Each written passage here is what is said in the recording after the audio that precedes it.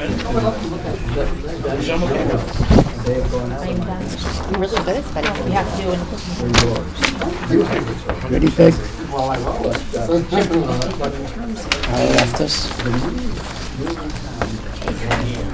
Yesterday was my anniversary. 31 years. Total? From beginning to end? Okay, I guess we lost a member. Hello. Well, I'll start the meeting. So you had two people doing the pledge? And their names are? This is Abigail McDonough and Bella LaPierre. They are fifth grade high honor students for this third quarter, so they're here to be recognized by the board and to do the pledge. All right. The flag is here. Sorry, it's kind of on an angle. Here.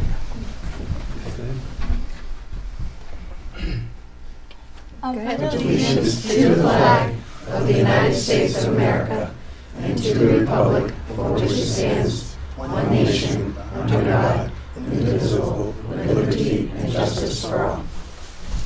Okay, we have a, Thank you very much. thank you, we have hearings for taking money out of a trust fund, so we won't go right into normal business. What's the matter? Oh, the students? Yeah. I think they're leaving. They're leaving. Okay, thank Bye, you very thank much you. for coming. Thank you. Good night. Okay. All set to go. The first one is, we need to expend funds from the School District Technology Expendable Trust Fund for the purpose of creating a new website and for purchasing new computers for the district current replacement schedule, and that amount is, if I'm wrong, let me know, Nate, $38,298 to be taken out, and that'll leave us in the fund $42,012, is that correct? No, the 42,012 is what we have in there now. Oh, and now we're gonna, oh, okay, all right, I had that wrong. So subtract the 38 from the 42, and that's what you'll have left. For Go ahead. purpose of a new website? Who's, Yeah, this was from the website back in December. Okay, so this is just, Going to have the public hearing so we can collect that money. gotcha. I said, well, I thought we just made one. Okay. On track. All do right. we have any, okay, I'll need a motion to, I'll make a motion. I'll second it.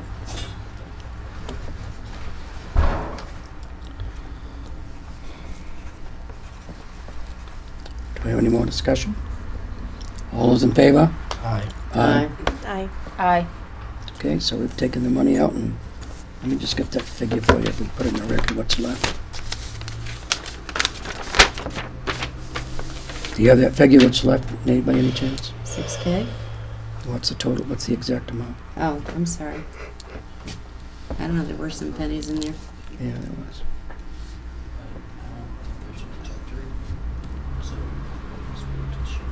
$37.14. How much? What? approximately. $3,714. Oh, 3,000, I'm $37? Yeah. 37, 3,000. $3,714. okay. And how many cents, no cents, okay. Why, you thought he was a magician? I know. Yeah, I don't know that is. And then got Peg to say something. Okay. What? Okay, the second one is to expend funds from the school district building maintenance and repair expendable trust fund for the purpose of improving and repairing security features at Newt Middle High School and Library and Milton Elementary School, upgrade wiring upgrades and chimney repair at the Newt Middle High School and Library, and that amount will be $45,149.64. And after that, we'll have $12,512 left, is that right? Correct. No cents? It's an estimate. It's estimate only, okay. Up to? It's interest and everything. So. Okay, all right. There you go. Do I have any comments, any questions? So that's, if something happens for repairs, we only have $12,000 in that fund to make them? I would ask Nate that question, please. Yes. Okay, We That put no doesn't money in include the the, 60 we'll get if we have surplus. okay, but as of right now, after we expend that, there's only $12,000 if something breaks down. We have approximately $100,000 in projects going right now. say it again, I'm sorry. But my question is something tomorrow, if, I don't know, the heating system died in one of the buildings tomorrow, we only have $12,000 to replace that Well, in that fund. yes, if something broke tomorrow, we wouldn't have to get that money right away. We could wait. But from what you're saying, yes, we'd have 12,000. So if the heat and the air conditioner went, then we wouldn't have enough money to replace them, is my point. Well, we didn't, this year, we didn't put any money in that fund, didn't we? We couldn't, right? Because the town turned it down. Right. We currently have $120,000 worth of projects going on right now. But what you're saying, we're only gonna have $12,000 left once we spend it all for this year. Right, and if some unforeseen accident happens or something, Right. you know, goes down, we're gonna be in a little bit of a pickle. But I think we're gonna already see that we do have some unforeseen expenses that will be coming up later tonight that we were not aware of, and they'll be brought to the rest of the board's attention. Okay, do I have a motion to take the money out of that, I'll make a motion. I'll Paul? second it. Okay. Do I have any more discussion? Paul? Aye. Aye. Aye. So we've done it then. All right, okay, close that part of it. The other part is to accept additional unanticipated revenues from the following sources and amounts. The public school infrastructure grants, $229,339,020. Title I rollover, $77,710.46. Title I comprehensive support and improvement, $52,251.06. Okay, Title I reallocation up to $123,000.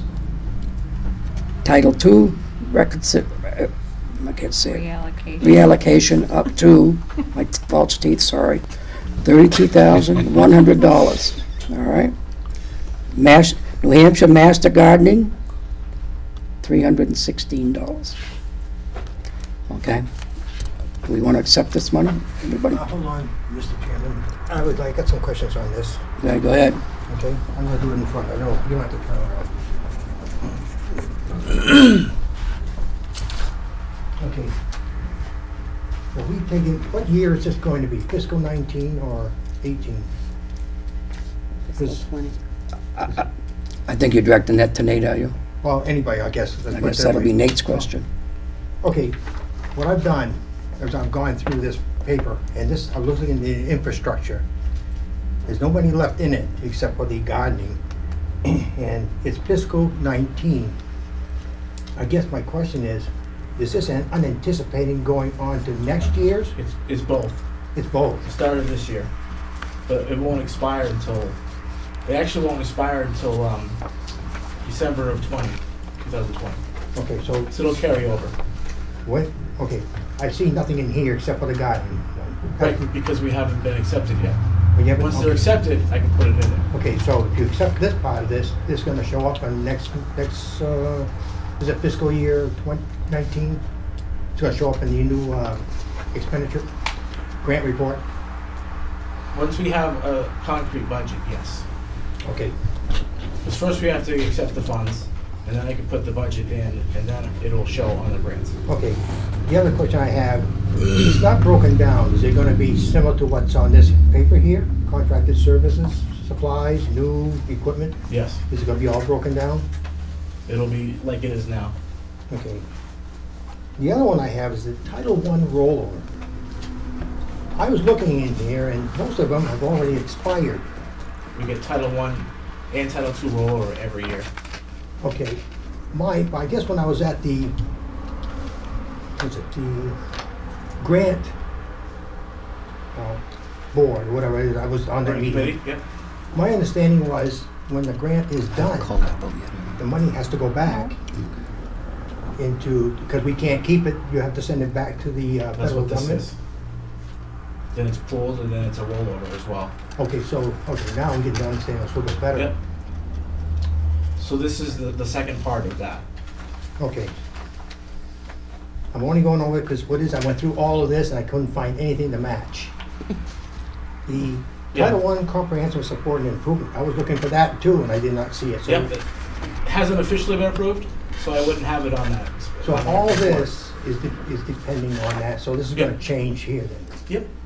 Okay. So I guess I shouldn't go any further because I guess it's going to be, when this is done, it's gonna change over to all this? Yes. Okay, so I spent an afternoon going through all this. Should've called I me. know, I should have. All right, now I get a better understanding how that works. Bob, thank you. Questions? Thank you very, very much. Okay, what I did as chairman, technically I shouldn't have allowed this to happen, but I gave it the latitude because they're good questions and allowed them to be answered. See, we're having a hearing. We should have gone right to the vote. I should have cut it off, but I didn't. Bob, I appreciate that. Thank you, Bob. Okay, it's much clearer now. All right, well, it's clear for everybody now. Okay, I need a motion to accept. I will make a motion this time. I think we already did. I will second the motion. Paul made the motion, and Peg seconded it. I'm calling the vote. Paul? Not of these. No, thought it- now we have though. These, yeah. We just Oh, did. I'm sorry, I'm got my finger in the wrong place. Okay, Peg did it, Paul? Peg and Paul. Yeah. Sorry. Had my name. Okay, Paul? Aye. Aye. Aye. Aye. Okay, all right, it's done. Close it. Okay, the official meeting is over. Do I have any public comments before I call up cafe services? No, I have one. Two things. I was going through my vast files and found my 4th grade reading textbooks, which I passed on to John. 60 years later, more than 60, phonics have come back as a way of learning how to read. Oh my And, goodness. my favorite word for that is surcus, spelled S-U-R-K-U-S. Think about English. The other thing from my vast files is the advantages of the pop quiz in education. And this is an opportunity for the superintendent to answer a pop quiz. Do you know what that is? I have to see it first. You have to see it first. What the superintendent will find is that is a 50-50 pin from New York State at a time when state funding for education had dropped from 50% to 40%. And what you are seeing here this evening in the discussion of the budget and the money that you don't Tetanus have shot, yeah. is the failure of New Hampshire state budget level to step forward and provide even the 40% funding that Earl will remember from his time in New York State. So that is a softball in the air, and you can speak to that issue anytime during the meeting you want. Thank you. And you can keep the pin. Thank you. I think it's a collector's item, actually. It's all collect. Troy Jacobs also wants to do a proposal for you guys tonight. He could do it either during public comment or during principal's. How long is it? Yeah, about 5 minutes, yes. Does the board like him to do it now? Sure. The board's put on it? Okay. What was the name again? I'm sorry. Troy Jacobs. Troy. Thank you. So as an Honor Society student, he's doing a kind of a community service project. It involves IT, so in order for it to get put on the computer system in the library, Brandon from IT wanted him to make a presentation to you guys on what it is that he's trying to do. Okay. There's not really a good spot to set this up, so okay. I'll just have to end up passing this laptop to you guys around so you can see what's on it in a sec. Let me just set this up. Alright. And this way. Alright, so for for a National Honor Society service project this year, I wanted to sort of take something that I have the skills to do and sort of apply it to my project. So this year and last year I've been taking programming classes through the CTC program, where they bus kids off to Dover or Rochester for a class. And so I've been learning how to program and make software. And I wanted to find a way to take that and put that into a project. So I decided to try and make a small program that can help kids learn to type better.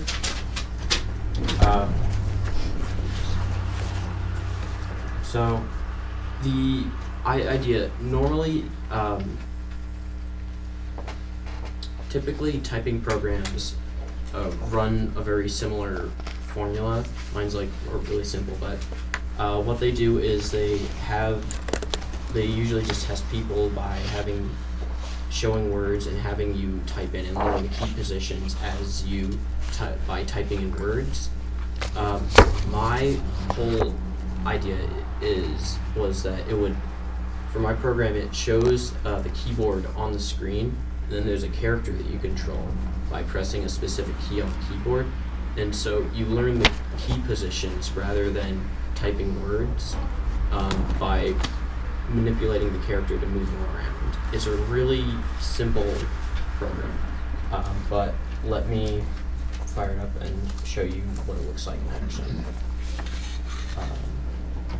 Typing class.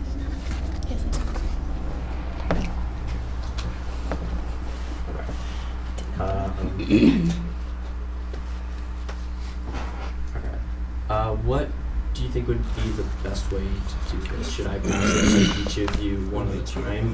You can do it 2 at a time. Well, maybe if you just stood in front of us. Yeah, I was we just could say see just it. stand in front and kind of back and forth maybe. Okay. So this is basically what the program kind of looks like right now. Do you want me to hold it? So, Help? Right, sure. Great. All Very right. careful, Can John. most people Vanna. see? Vanna, back there? I guess the issue is this program is kind of small, so you probably can't see most of the text from this distance. But there's like a keyboard on the screen, and these green guys are enemies. They aren't moving because this is like the first screen. But basically, when you press a key set up to work with the home row keys right now, your character will move around. And you press the space bar, the 6-key caps lock, and enter to move around from different screens. So if I press the space bar, I'll go down. And on this screen, the enemies actually move around. Oh, hold on. I must have turned that off accidentally. But basically the idea, I'll have to look into the code in a sec, but the idea is it's just something short that kids can open up and just fiddle around and learn the key positions a little better. And I was hoping to be able to put it on the school computers in the library or something, so that when kids have free time, they can just fire up this program and learn to type a bit better. That's Thank cool. you. And it really helps. Yeah. Because I'm still like, duh. Maybe you can Do you- teach Peg. Do you want me to pass it around so you can get a better look at the screen? Yeah. Sure. That's awesome. But let me go off the glare for you. Now, have you tried this with some of the younger kids? I have not, no. But I've played around with it, and I right now, like, the enemy characters are not really moving around, but normally they move around and stuff. So I've played around with it. You think, because I can touch type, but sometimes I find myself forgetting what a specific letter is where, and even with the limited amount of playing on it, I've been able to see, oh, that's right, this key is here. It's interesting. It's neat to play around with. What ages do you think could Ages? start with it? You know, Right. what age, sort of age range? This program could not, I don't think this program could really teach you to type from the ground up, Okay. but it would work as sort of like a supplementary sort of material. where after being taught how to type, if someone knows how to type or has a basic idea of how to type, they could practice. But you can press only the home row keys work. So, but you can, home row keys are these 4 right here and these 4. So, yeah. But you could probably expand on this to Yeah. the basics. There was actually one more. I guess I might have to move along so I don't spend too long on one person. But I can share. okay. We can. All right. All right, I can put So- the Your time is up, That's right. Melissa. Oh. There was one bit of code that I wanted to add to the program, but I didn't due to time restraints. I wanted to make it so that when you move to a new screen, occasionally it will bring up a word or something, and then you have to enter in text fast enough.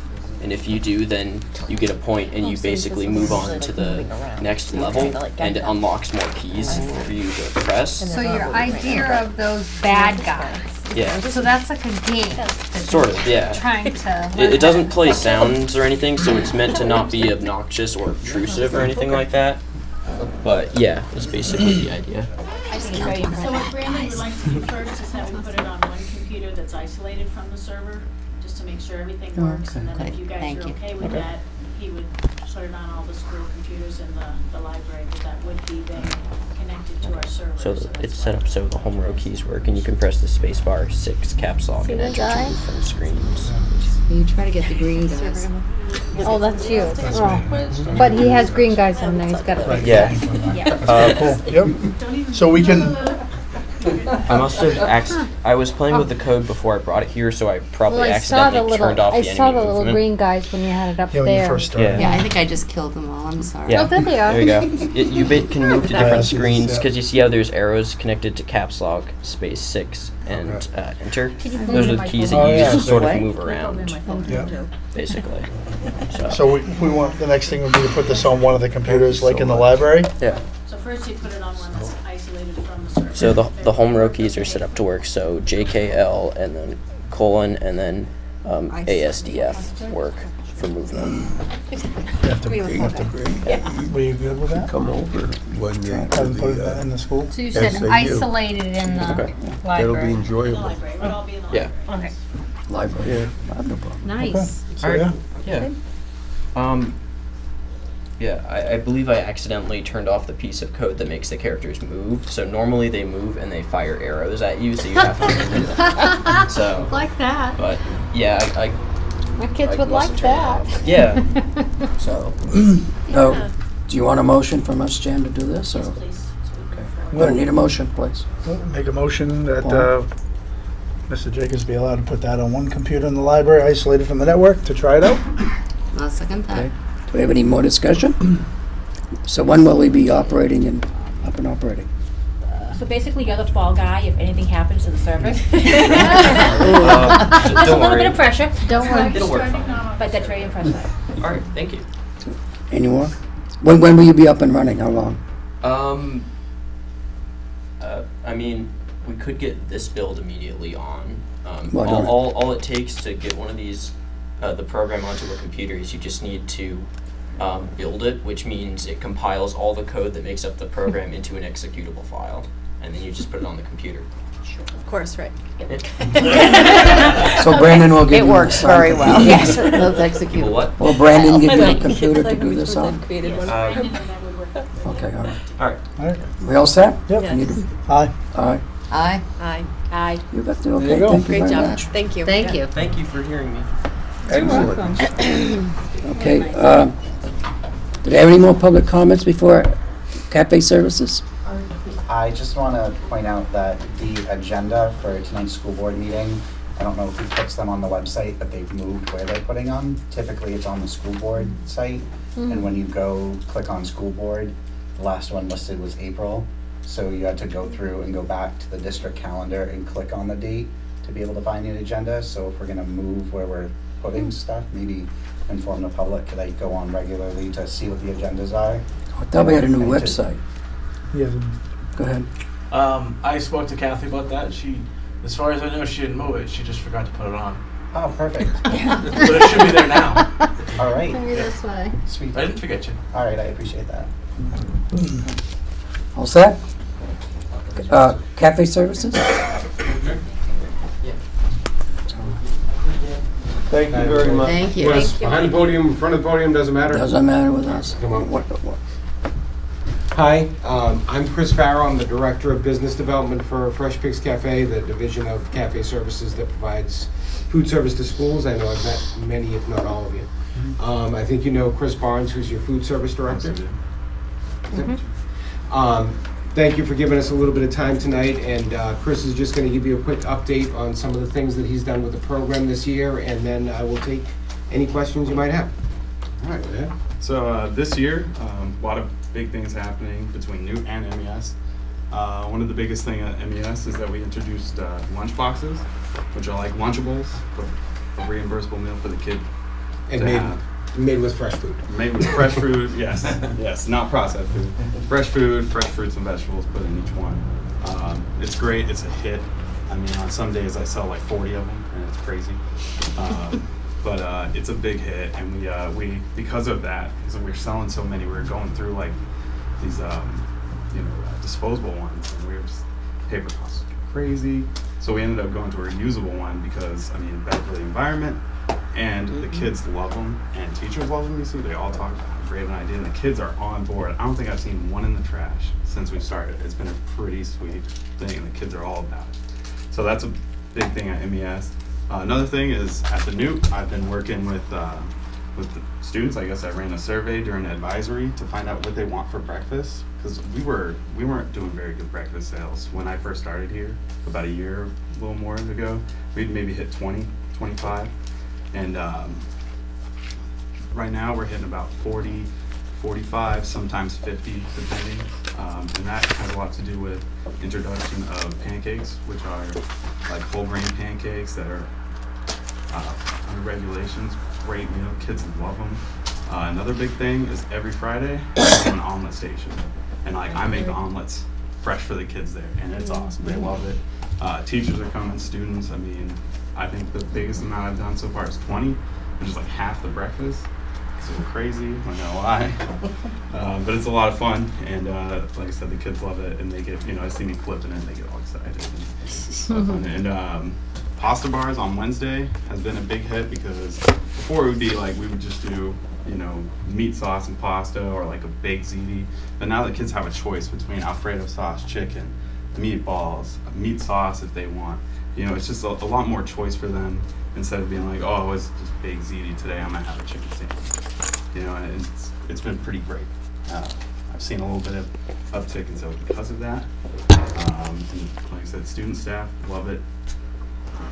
We've also turned our like little salad bar thing. Used to be kind of just have the like granola and rolls in it. We kind of did a 180 on it. We started putting fresh fruits and vegetables in it. Started putting a berry medley in it that I don't think we could. We sell out of it every day. It's always gone. I started putting sides in for burgers, lettuce, tomato, pickles, and chicken burgers. Instead of having them go to the deli, have to wait in line, and they can just get it right on the bar. And that's been a pretty big hit. It's a bit of a mess, but and we're just, I'm coming up with new ideas moving forward, trying to figure out what the kids want, and that's the biggest thing. I think I'm going to try to run another lunch advisory survey just to see what they want for lunch. I find, taste change. I mean, sometimes some kids don't want the same thing. So, like the pasta bar, Yeah. does that include, is it like the one meal deal, so to speak? Yeah, so we set it up so that the pasta bar is, it's your main part of the meal, so you can still get vegetable with it. We offer broccoli right there just because it goes with the Alfredo, but we also have like salad for them, or they can get fruit or vegetable. Because I told right my on the side. son you can only get a meal there because Yeah, everything no, else costs yeah. so much. Oh, and that's so another thing we worked with. Jen Levitt and I at the beginning of the year really worked diligently with kids, coming up with a good kind of ad campaign, if you will, for the school, so that kids are getting the meal deal. They're going for the 3 items, making sure they're getting the 3 items, and one of them is a fruit or a vegetable. And that was kind of it was like her idea. She came up with these big posters. I don't know if you've been in the Newt, you've seen them. They're all over the place. I think I have one on my board. Yeah, so. And to kind of get to the other part of the statement that you made there in terms of the other stuff and the pricing, the way that we try and, the strategy we try and use with those a la carte items is to price them as close as we can to those reimbursable meals to encourage those kids to get the reimbursable meal. Because there's a lot of benefit to the school district beyond, just the nutrition of the kid. You get more money for the reimbursable meal and all that. So, Go ahead. I just want to say, I hear my two children come home and discuss what they had at lunch. And Yeah. they're actually excited about their lunches. I've never heard children Yeah. be excited about the school lunches. So bless. kudos to you, because Yeah. they actually come home excited A lot about it. of, and the MES too, I've attitude change there has been a huge thing. I've noticed there's a lot friendlier of a vibe in there, and it's been great. So, and I think that has a lot to do with food too, like when you're putting it into your food, the kids can sense it, I guess. But, Other questions? Anybody? Okay. There is one thing that I want to bring up that I think Nate may have already informed you about. Nate, just a week or two ago, let me know that we had a little bit of an issue with a PTO, I think, was it, or PTA? PTA. In years past, Cafe Services has donated use of a grill. This year, there was a little bit of mix-up at the office, because typically, our corporate dining clients, our senior living clients, some of our bigger school districts, there is a fee for using the grill. We've always donated it here, and I guess there was some miscommunication. So I just want to let everybody know that we are going to be donating the use of it again. So, Thank you. you're welcome. Ed? Thank you, but unfortunately, because of the issue last year, they actually went out and bought their own, so. Okay. But now if we have a bigger party, then we Mhm. can use both of them. Oh, okay. Yeah. So thank you. Yeah. But, yeah, no, it's kind of too bad, but. Okay. So you just brought them in to inform us, then that was it, the improvements and stuff? yeah. Thank you very Sounds much. good. And answer any Yeah. questions. Do you have any other questions? I like the innovation though, it's good. Yeah, keep I it- mean, I want to keep it because, like I said, tastes are changing, and plus we try to keep up with trends too. Trends are big. I mean, I know it's kind of hard in a smaller area too, but it is. I mean, it's been a big hit, and trying to introduce kids to new vegetables is fun, but sometimes hard. So. Yeah, you really worked hard, to do that, and really connected with the kids. That helps out a lot. Do we still grow in the greenhouse? Do you still incorporate? So food actually, in the greenhouse? I talked with Ben about that, Mr. Carlton. I talked with him about that, and once he's got a crop out, I told him we'll use it right in the kitchen. Awesome. So yeah, we're definitely gonna do that. Awesome. Thank you. Wow. A question from someone behind you. Federal nutritional programs are, I would never use the word backsliding, so disregard the fact that we even heard it. But thanks for the whole grain pancakes. What impacts from present federal regulation on food purchases are you seeing? So you mean currently? Yeah. He sees it everywhere. So Yeah. I'll let him So, answer. really, there's been, over the past decade or so, there has been a unprecedented amount of changes to the National School Lunch Programs and the regulations with it. Over the course of that time, I mean, there's literally been thousands of pages of new regulations for everything that happens in the program. As far as the nutritional aspect, the aspect of what the kids see in the food and that kind of stuff, really some of the biggest impacts have been when they required 100% whole grain, so everything has to be, any grain item has to be whole grain. That had a big impact on participation for a couple of big reasons. One, the majority of students, not just here but everywhere, don't eat everything whole grain at home. So they don't really correlate that it's healthier for them, they just know they don't like it. Two, because we're required to do everything whole grain and the whole grain products are more expensive, when we do whole grain now, we can't do as good of a quality as we'd like because the programs just can't afford it. Some better quality whole grain breads and all of that kind of stuff are far more expensive than even the mid-quality whole grain products we can use. So that had a big impact. The impact from the smart snacks regulations had a big impact on sales as well, where really what the USDA did was restrict the beverages and packaged snack items and that kind of stuff that the food service program can sell, but didn't really restrict it from the school environment. So that had a big impact as well. Next year, they are actually relaxing, they're issuing what they call whole grain That flexibilities. sounds so much better than backsliding. Yeah, and it's really not a backslide if it's approached correctly, because the way we're looking at it is that we're gonna be able to offer some non-whole grain items that are gonna have higher student acceptance, but we're still gonna offer everything in the whole grain varieties as well. Ah. And we're gonna try and go with a higher quality whole grain item. So, for example, when you have the cheeseburgers, instead of right now, which is, we do it on a whole wheat bun, which honestly is okay. Now that we can offer both, we'll offer white, but we'll offer a nice whole grain bun that they might actually enjoy. It's gonna be great things like when we do Indian cuisine, because that's one of our promos that we do every year. Next year, we'll actually be able to do it with basmati rice and real naan and make it authentic, rather than doing it with brown rice and a whole grain flatbread, which is what we have to do this year. But don't tell them what it is, and then they'll eat it. That's the thing is especially with the pasta. Pasta was one of my biggest ones because I've been through during all these changes, and we never told them it was whole grain pasta, and participation dropped 20%. Oh, really? It's to get a whole grain pasta that's half decent costs a fortune. We can't afford it. Right. And even when you get that whole grain, halfway decent whole grain pasta, it's not regular pasta, and they know the difference. And if they don't eat like that at home, they're not. Oh, I'm going to eat the healthier pasta at school. Right. I don't like that pasta. Right. So the whole grain flexibilities aren't a backslide.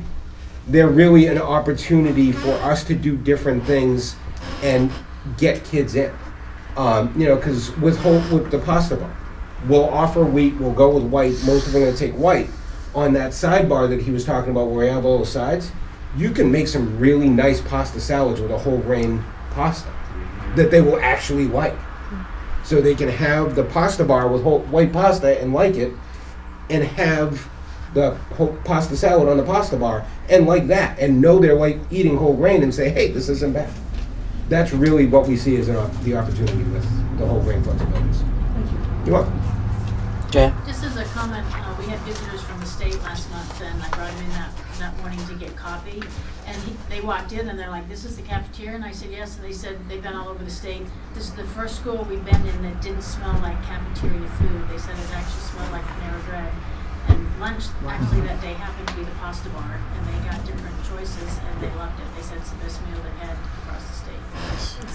Wow. Awesome. Anybody else? Thank you. Great. Thank you. Thank you very much. Thank you. Have a good evening. Thank you. Now, Jan, Doing a great job. that 316, that was a grant from Chris. Greenhouse? Chris. Yes, $360 was the grant. It was from the New Hampshire Gardeners Association out of UNH, Master Gardeners. So these are some of the grants that our administrators are going after in order to keep our, it may not be a lot, but it's appreciated and useful. Good for the greenhouse, yeah. Okay, moving on. Well, I'm sorry. I'm sorry, but just, I just saw all the postings with whatever those 3 machines were that, you're gonna talk about that later? Variable speed, rotating. Something or others. Mini lathes. Yep. We all set? Moving on to the minutes? Okay, I will make a motion to approve the public meeting minutes of April 10th with corrections that have already gone to Tammy. Do I have a second? I'll second. Come on, Paul. Apparently everyone else here is mute. I'll second. Okay. We don't have a chance. Did either one of you have any questions? No? Okay. Melissa? Aye. Emily? Aye. Aye. Aye. Okay, all set. Paul. Oh, Emily, you have to actually abstain. Oh, you was excused, I'm sorry, I didn't even Yeah. see it. Sorry. Sorry. I was very sick. I watched heard. it. You watched In my it? bed. I laid in my bed. I feel so bad, school board. If you were on the phone, you could have counted them. If you were on a phone, you could have communicated that way with us, That's true. through the phone. So next time, like that bed. Yeah, next time my deathbed, I'll remember that duck thanks. Cell phone. Yeah. Non-public for April 10th? I will make a motion to accept the non-public with corrections, if there actually were any sent to Tammy. I think there were. I don't think there were. Second. Anyone? Aye. Epstein. Excused again? Okay. Yeah, aye. Yeah. Aye. I was about ready to abstain too. I gotta change my figure here, I'm sorry. Epstein.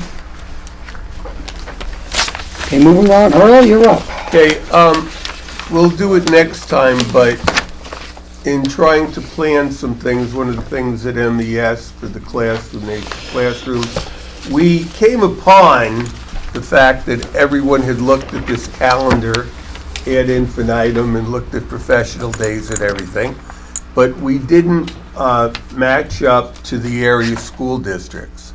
So for the next board meeting, the week of April 19th, thereabouts, will be moved to the next week. So for the next school board meeting, I'll be recommending that we switch the vacation.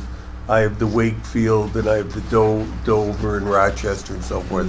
So we'll be in coordination with us all. So that'll work out for people that have students that attend elsewhere and work here, and for the host of things and kids going to see. So I just thought that I would appraise you of it, and it'll appear on the next agenda for next time. Also, Carter is right here. We'd like to commend him.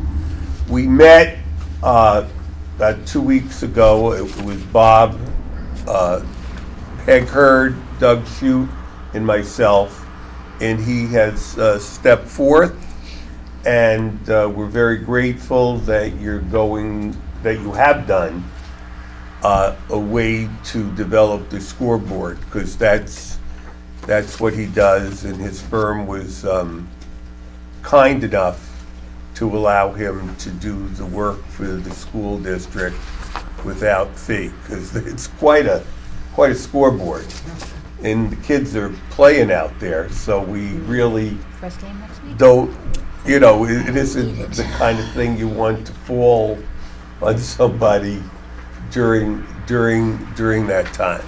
So it was very helpful that he set forth, and all the wheels are in motion. A few more things Can you also. stop? Can I get you to stop right there on that one issue? Sure. I would like to make a motion that we send a thank you to him and his company for their generosity. Second. Aye. Aye. Aye. Aye. Aye. Okay, sorry, Carter. Earl, I just wanted to get that. On that note, when do we expect that the school board would be up? The girls start playing next week, so that's why I'm asking. Won't be next week. Can I make a Waiting. plea? that meeting Electricians, that if we you're got. out there. That's what we need, is an electrician. Yes, we need an electrician who would like to donate their time and effort and wiring, and for nothing, donate. Zero, nada, please, thank you. That's what's holding us up then. Yeah, Now, what is that, do we have any, that estimate?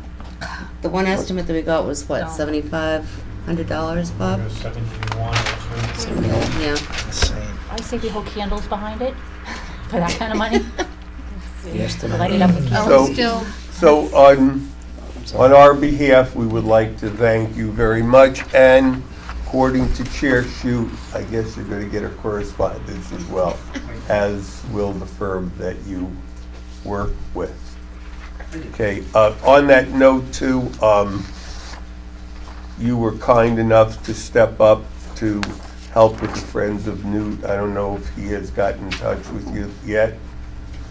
Yeah, but he was in the office with his dog this week. and I spoke about it last time, about the Friends of Newt and all the work that they've done. I spoke about it last time, but hopefully he's looking for 3 or 4 more people. They'd like to get a core of 5 to keep the momentum of the Friends of Newt. You know, I think the first time I met Lou, all I heard was Friends of Newt. And just because they've done a great job, and I think it's important for the community, and on her behalf, I just feel compelled to ensure that I do everything I can to keep the Friends of Newt going. The PDP, we're working on it. As you know, when Milton and Wakefield had the division, the professional development plan was a comprehensive plan made up of both districts.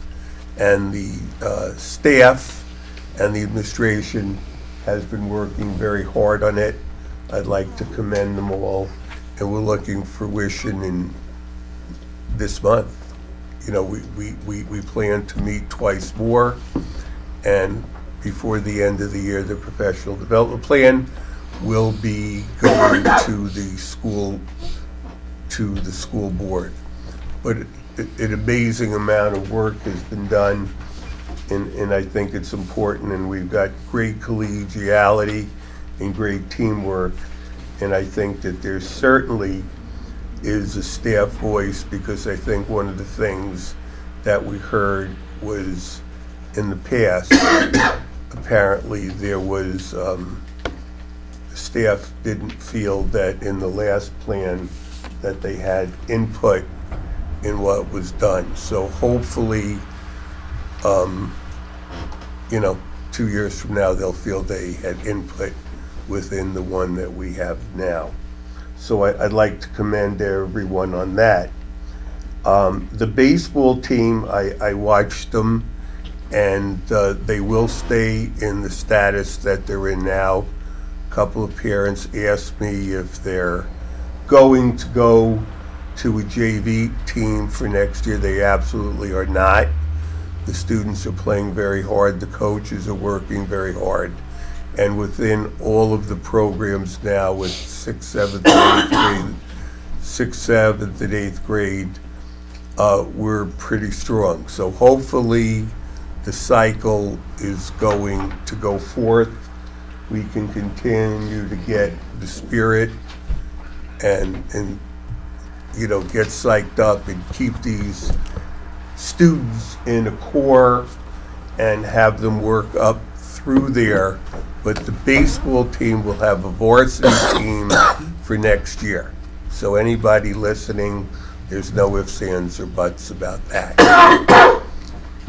And lastly, as Larry Brown said, one of the things going on in New Hampshire, Andy Valinsky has led the charge on that. A lot of you on the board, I know Peg Hurd and Doug Shute were there with me, and a lot of you have seen the tapes on it and so forth. But there is legislation going on right now for enhanced school aid.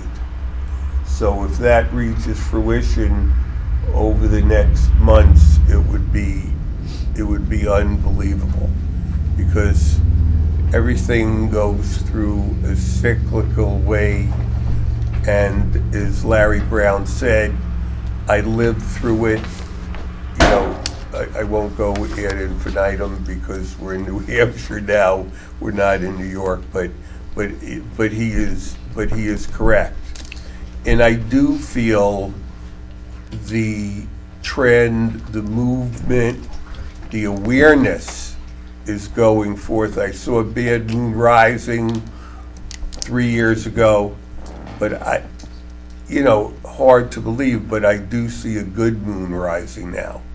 I think that there's a grassroots attempt at the various schools. I think the legislators are aware. I think people know that communities such as ours, you know, it's an unfair position. You're putting staff people in school boards, administration, and everything. You know, the state has to come up with an equitable way with further aid. Our existence is going to be defined by it, and it has to happen. Okay, Chair. All set? Peg? May I ask Jan a question? I have not been able to go to the meetings because of conflict, but I do have one scheduled for the 23rd, but Earl just said there were two more this The other month. one is gonna be a subcommittee, we're just, we have it done, except for, we have the educator part done. We need to finalize the para guidance counselor nurse part. So subcommittee's gonna work on that. Okay. Then the whole group comes back together on the 23rd. Okay. Because And as that's you the know- final list, our final, good. Because Thank you. Peg, as you know, the Danielson framework, there are crosswalks for those various Right, things. right. Years ago, those areas, the school nurse, the paraprofessionals, the guidance counselors, within the rubrics that you had to have, you had to do crosswalks into other venues, and each district had large conversations about which one to use and what parts of it to use. So we have it down, and that's a subgroup of the main group, and they're going to bring to us all on the 23rd, and we're hoping to close things out. Good, okay. All set, Peg?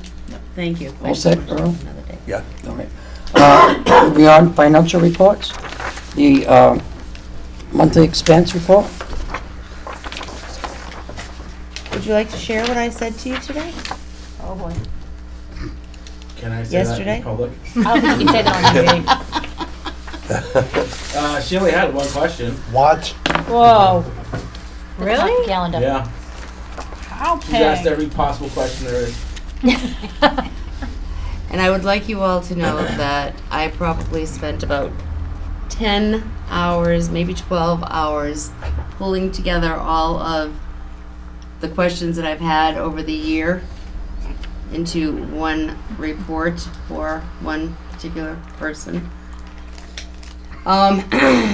Yes, it was fun. So Nate helped me with that because I didn't have all of my red highlighted sheets, so. But it was just basically, you know what, I've asked every single question I can possibly ask. And then I asked him a dumb question, so. Now, have you kept a folder of that for yourself? Oh, I have now. You have now. And I have asked that it goes into, as I called it, the Google Docs thingy, so that everybody, whether they come in the budget committee in March or April, we start in July, so that they have access to everything, so I don't have to go through this again, because it was very time consuming. I'm sure it was. Well, the only thing I gotta say about the monthly expense, I think we've kept this budget too tight. Because all we have left remaining is $94,190.62. Everything else has been encumbered. Nate, there might be some adjustments. I think we have a little more, we might have a little bit more, right, Nate, as of a day or two ago? Once after the report came out. Didn't you tell me a couple days ago that we might have a little more now? After the I still encumbrances? haven't- At this point in the year, we start looking at closing encumbrances, and I still haven't had a chance to do that yet. So we may look a little bit better. So that should help. I am meeting with Melissa Jean on Friday to discuss any possible expenses. Let me see, let's see if special ed is over though. Oh, yeah. Special ed is over, yeah. By how much? Have you encumbered graduation expenses? Did he answer you? I didn't No. hear. By It's only like 120,000. 1,700 though. Between the two, 2,400. It's actually kind of complicated to encumber something when you don't know what the vendor is. And since we haven't frozen the budget, I just didn't do it. I'm sorry. So, Doug, you're 120, yeah. 833, And 13 cents. and 13 cents. So that's money we don't have to play with it. We've had to take out that we did not.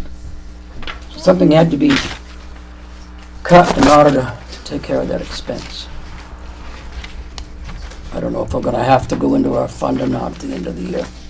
We're scrutinizing that very closely.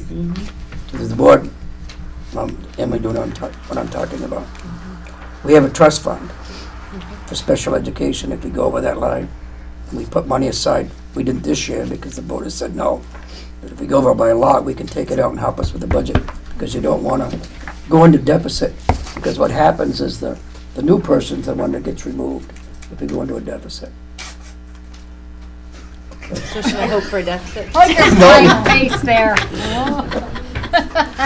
Oh, is that a new rule? Yes, it is. Chain of command. And the way it can come out of the fund is if there is a new student that comes in I see, okay. and they're an outside placement, or the existing students within their IEP, we find out they need more like speech OT and all of that. Right.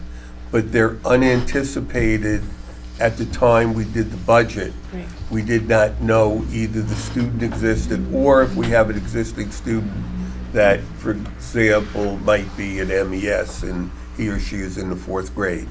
And John and the guys, and everybody's doing everything they can to try to retain the kid, the child, into our school.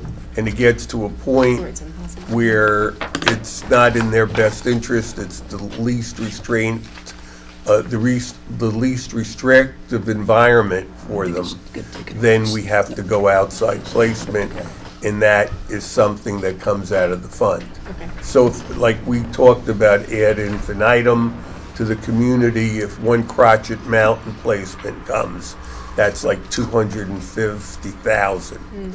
So where does that come from? So that is where we are, and we've been over in it for every year I've been here, and I'm sure even before that. And what has happened is we have not gone into the fund, but we've taken from other areas, whatever that area is that we didn't spend. So therefore, we haven't used it only because, like, we froze the budget, even before I had gotten here. So we didn't do that this year. Because, we just said, and Nate has done a great job trying to ascertain exactly where we are. But the problem, like Doug Shute just said, we're so tight, it isn't funny. So I'm sorry, I just thought, because that's important, because people talk about that fund all the time. Awesome. We all set with the monthly expense report? Anybody have any questions? Moving on to the monthly revenue report? Oh, I'm sorry, Larry, you had your hand up, I apologize. If I may, a question to Nate. My memory is slipping on closing encumbrances. I think I remember that if you had a theoretical $100 against an account and $86 is the final total possible claim against that account, closing it out gives us $14 to spend. So that's what you were trying to do. Yeah. Yeah. Okay. In a nutshell, yeah. Easy math.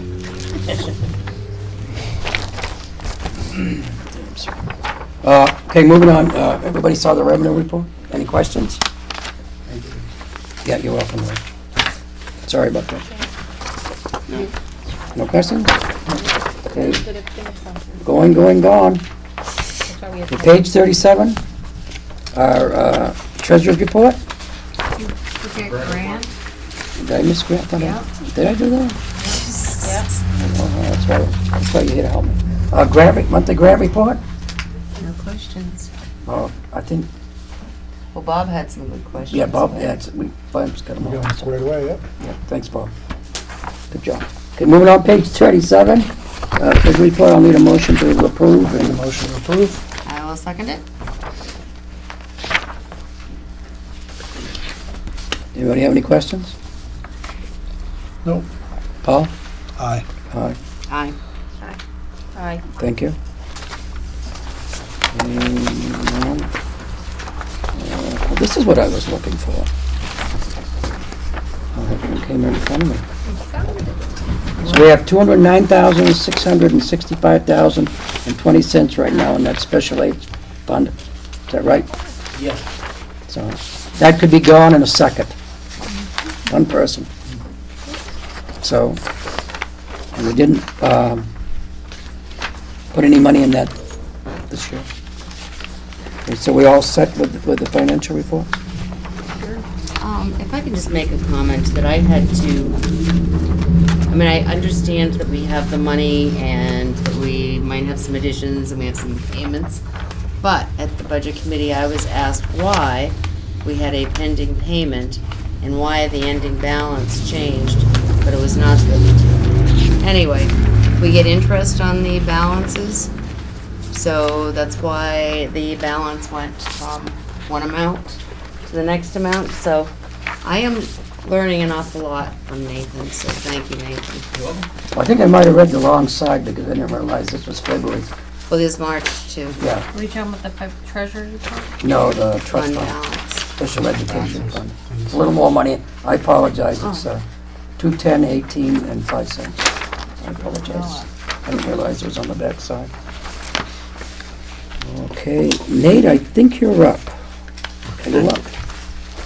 Long-term, Oh, gosh, reconciliation. no, I missed the Activities, last Yeah. one. food missed all of service. them. Food I know. service, We went to here, activity look. account. Cash. Everything up to date. Yeah, discombobulated, Oh, there we go. All right. Got out of We order. took care of that. I missed it. But I grabbed the wrong pages, I apologize. Page 41, food services, I missed that. You got them all up here. No, I turned them as I read them. Yeah. I think I turned too many. Page 41, we're all set, any questions? I just don't like our bottom line, but that's all right. I think we're better than we had been in the Way past. better than it was. Last year at this time, we were just under 50,000 in the hole. Okay, No, activities, statement report, was page just one. 43, sorry. because we didn't have any questions. Oh, okay. Nope. Now it's Nate's. No, it's Nate. There's the DOE monitoring report as well. Is that where we're at now? Go ahead, yes, we are. That's what I got. Basically, the DOE came in on March 20th to go over random amounts of our grants. More specifically, the policies, to make sure they were all up to date with what they should be. The report you got is the results of it. They did also audit a handful of transactions. They found no errors. There are about 9 or 10 policies that we're going to have to put through to the policy committee to get those updated. And once those are approved, we'll be golden. So what I did to the policy committee, I put them on your agenda for your next meeting in May. Those and a couple of others that need to be taken care of promptly. Okay, so they're on the agenda. Now Nate did do, each one of these has a letter, you know what you said? He's gonna give you the examples to be worked on when it comes on the policy committee. So we will Yep. need to get them done as soon as possible. When we get to that, we will set up some time, not tonight, but we'll set up some times when the three of us can meet, and we'll post it on the website, and whoever can come wants to come. And then prescriptively, if they're dealing with the business area, Nate will be there. If they're dealing with academics, anything dealing with student matters, John and Jan and the staff. So we'll prescriptively just plan it out. And when you folks are, even if we do some during the day, when we could get some staff in, maybe the staff staff association, maybe one of the Wednesdays when there's an administrative meeting, a part of that, we can work on certain ones, so we know the administrators are there, so it deals with that. But I'll get together with both of you and we'll look at some dates, and then we'll get back to the board and on the website, and we'll post those, and we'll get going. How does that sound? Is that good? Good. Okay, thank you. Oh, okay, Chair? Yes, sir. So, very good. Okay, now who's doing the long-term disability vendor? Page 51. That's you again? Yep. Okay, go ahead. Basically, we use, and I actually didn't know this, but USI is our broker, and every few years they go out to bid for us on our behalf. And this is the results that they came in. Our long-term disability insurance contract runs out June 30th. So they got us for 8 quotes, and as you can see, the Hartford is by far the cheapest to take our long-term disability. All the benefits are alike with what we have now, but it's almost $4,000 cheaper a year. Good, Doug. We pay for long-term disability for everybody, Not everybody, but majority of the district. teachers, Teachers, yes. Admin. so it's not in their contract that they pay for it. No, it's 100% from the district. Now, will this be under what we allocated? Will it be Say we what we accept it. budgeted, you mean? Yeah, It'll be less. so we're gonna save a little bit of Yeah. money. That'll be for next year, not Yeah. this year. Overall, though, 4,000. 4,000 less than we budgeted, if you approve it. Now, you need a motion from us to go with, I do, yeah. Melissa or Aaron? I'll make a motion. Oh, we're being recognized. I'll second it. There we go. Oh, the two Now we're all Ps are involved, out. yeah. They're gone. We're all involved.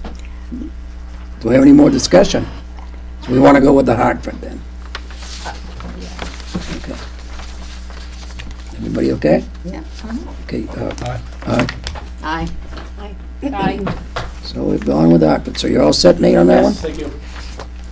Now, do you have any more for us? Are you all, Well done. Done for now. Okay. one public or Take non-public? 5. Take 5. Okay, Hold on just 1 second, Doug. I'd like to make an announcement. New high school baseball won tonight against Portsmouth Christian. Did they? Awesome. Excellent. Got it via newsflash. now what's the score though? She doesn't know. I said, "What's the score?" She says, "Not sure." I'm like, "You were there." How do you know they won then? The coach, Everybody cheered, so they must have won. the coach told me that they had a good Yeah, shot. when I left, they were ahead when I left. He told me they had a We don't know if good they could shot. have won by a half a run. I don't care if they won by a half a one. Half a run. I don't care. Okay, moving on. Okay, we got, MES, you want? When I go first, mine's quick. Mine are just informational items. Go ahead.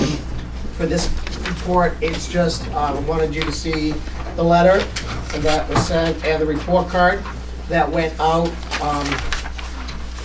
this in 5th grade, that went out for the 3rd quarter. This is an example of a completed report card for redacted. Mr. Muller's report card. So, and also the last page is requested for the June meeting, the June month of June calendar. This has all of our events, and the award assembly and all of that. This is the last page of the report. Just all the goings on during the month of June, plus last week in May. So that's all I have for this month's report. I don't know if you have it. We are having a parent forum next Tuesday. As I say, no news is good news. So nobody's been bursting down my door saying, "What is it with this report card?" So that's good. But we have a parent forum next Tuesday. So we'll see. I'll bring the feedback that I get from the parents to the next board meeting. Good. I'm sorry. On a separate note, I know maybe last meeting, we brought up fixing the stepping stones of that garden area. They did it today. Oh, they did it today? Yep, they were. I haven't seen it. I wasn't in today. I was doctor's appointment with my mother, but Well, good. I saw. Was here this morning. And I saw Cam. Did you? How'd it go? Yeah, it was, right, it was Kim, Tim, and what's the new person? Suzanne. Suzanne. Yeah, the three of them did that. So it's all repaired?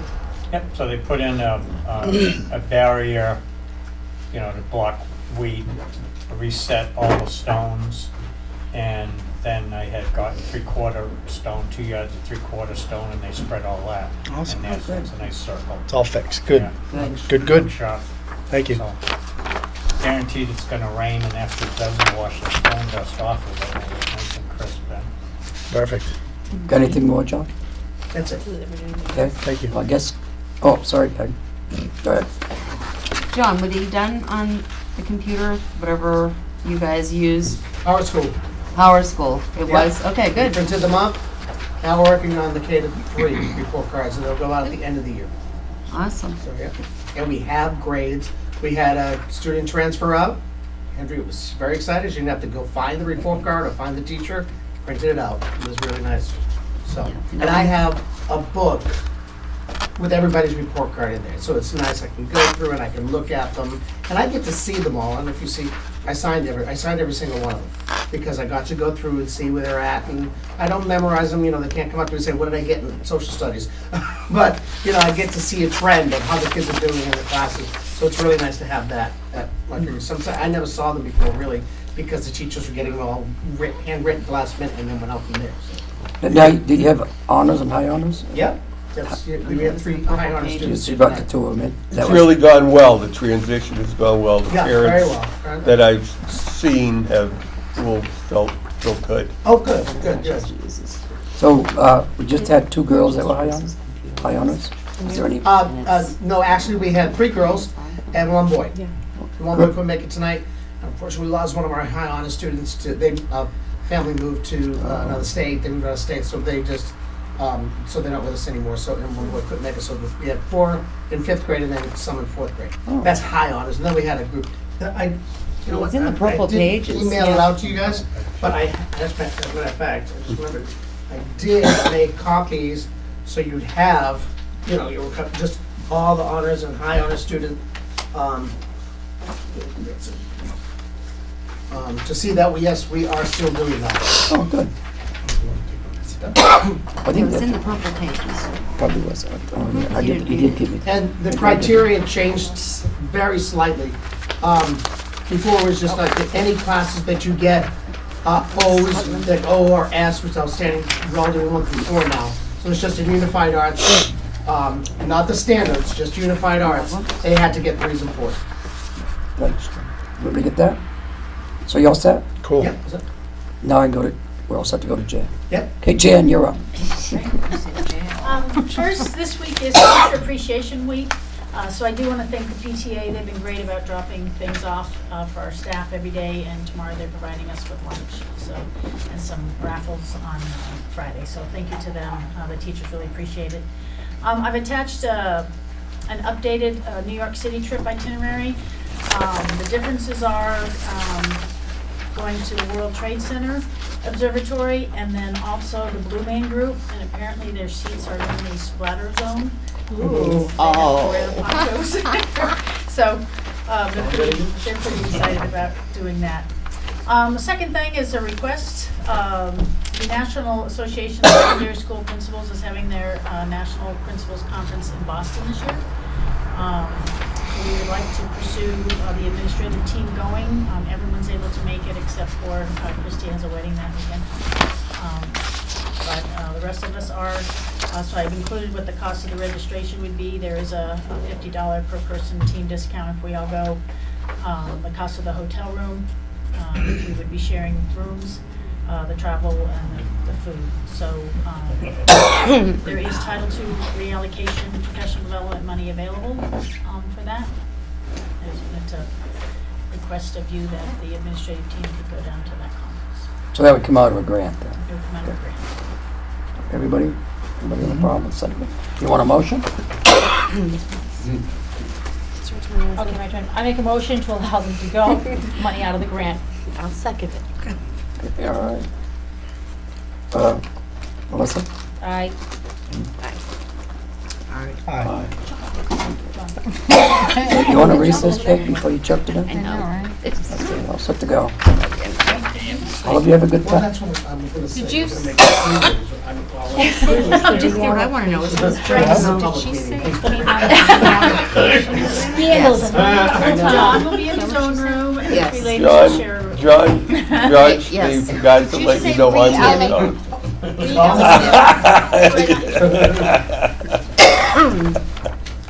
Title II reallocation. D. Oh, there it is. Thank you.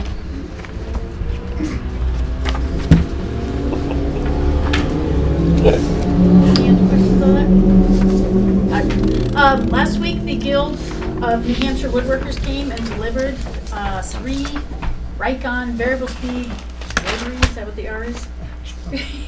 Variable speed rotary mini lathes with some turning tools, with a sharpening system, which they weren't sure they were going to be able to give us, and then safety equipment. Now, she made an announcement to the students that it was worth $5,500, which we put in the paper, and then she apologized later and said, I'm sorry, I should have caught that. She included all the shipping, handling, their travel expenses, their storage expenses, that kind of thing, which doesn't really cost as part of it. So she said, no, it was less than $5,000, and it was actually 2 separate grants. Just trying to keep us all out of trouble. But I said, all right, thank you. So she did send me the inventory. If you remember, a couple months back, I gave you a list of what they were going to give us, and it only came up to, I think, $3,000. So that's closer to what the actual donation was. They are still going to work with Ben, bringing some other equipment in the fall. They have what's called Guild in School, and Anna Marie actually came today, Dr. Panucci, and did a presentation and demonstration with the students on how to use the equipment so that they are starting to use it. And then the goal is to actually we'll be able to start making projects that they can sell as well. We did have to purchase for $160 the anchors that you put the wood to so that when you're grinding out the inner of a bowl, it's secure and safe and being held there. But still, compared to their donation, we'll do the $160. Yes, sir. So if they go down there, go into that room now, you've made a lot of changes then. From what I can see from this They rearranged something picture. in those 3 lathes, or you can see where the picture is. They're going to continue to work with him on the layout of the room. One thing I was going to bring to a future facilities meeting is they're talking about moving the collection system out of the room to the outside. Maybe just building an overhang kind of thing where it could be, because that would cut down on the noise. It would be more safe as well, because it would take more of the dust outside versus being inside. And then other ways to set up and store equipment in that room. So the president of the guild is working with Ben on the setup and storage of the room. Can I ask, Mhm.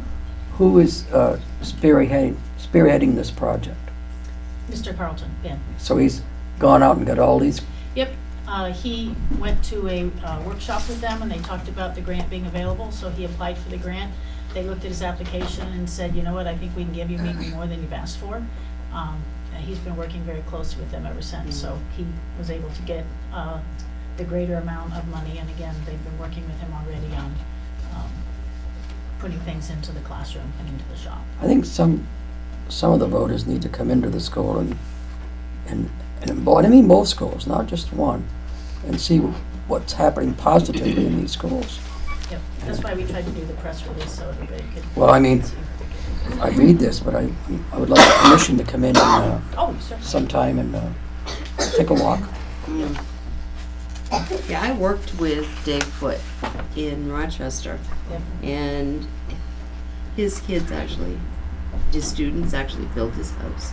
Oh, wow. I know, it was amazing. Yeah. So, yeah, he's very much into woodworking.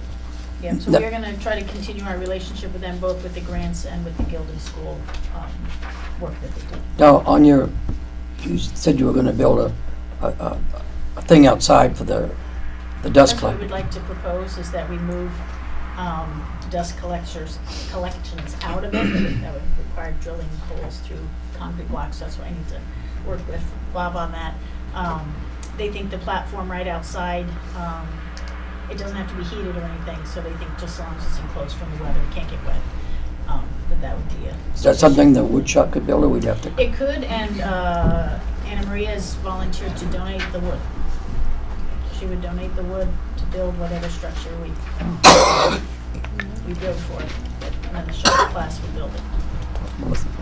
I would just like to say, if anybody had seen what the wood shop looked at the beginning of last year, and through many generous donations from certain members of the Milton community, it has come a long way. Mr. Carlton has really turned this around, not just the wood shop, but the greenhouse as well. And it's just an amazing amount of work that has gone in over the last year.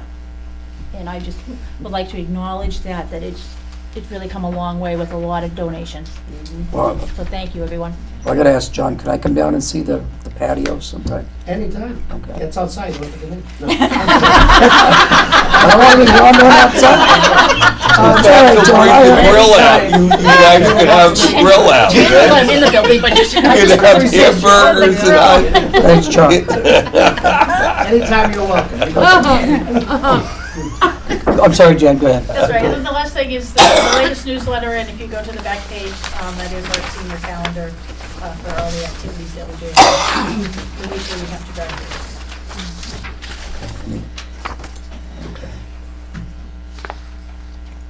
Any questions, anybody? For Jan?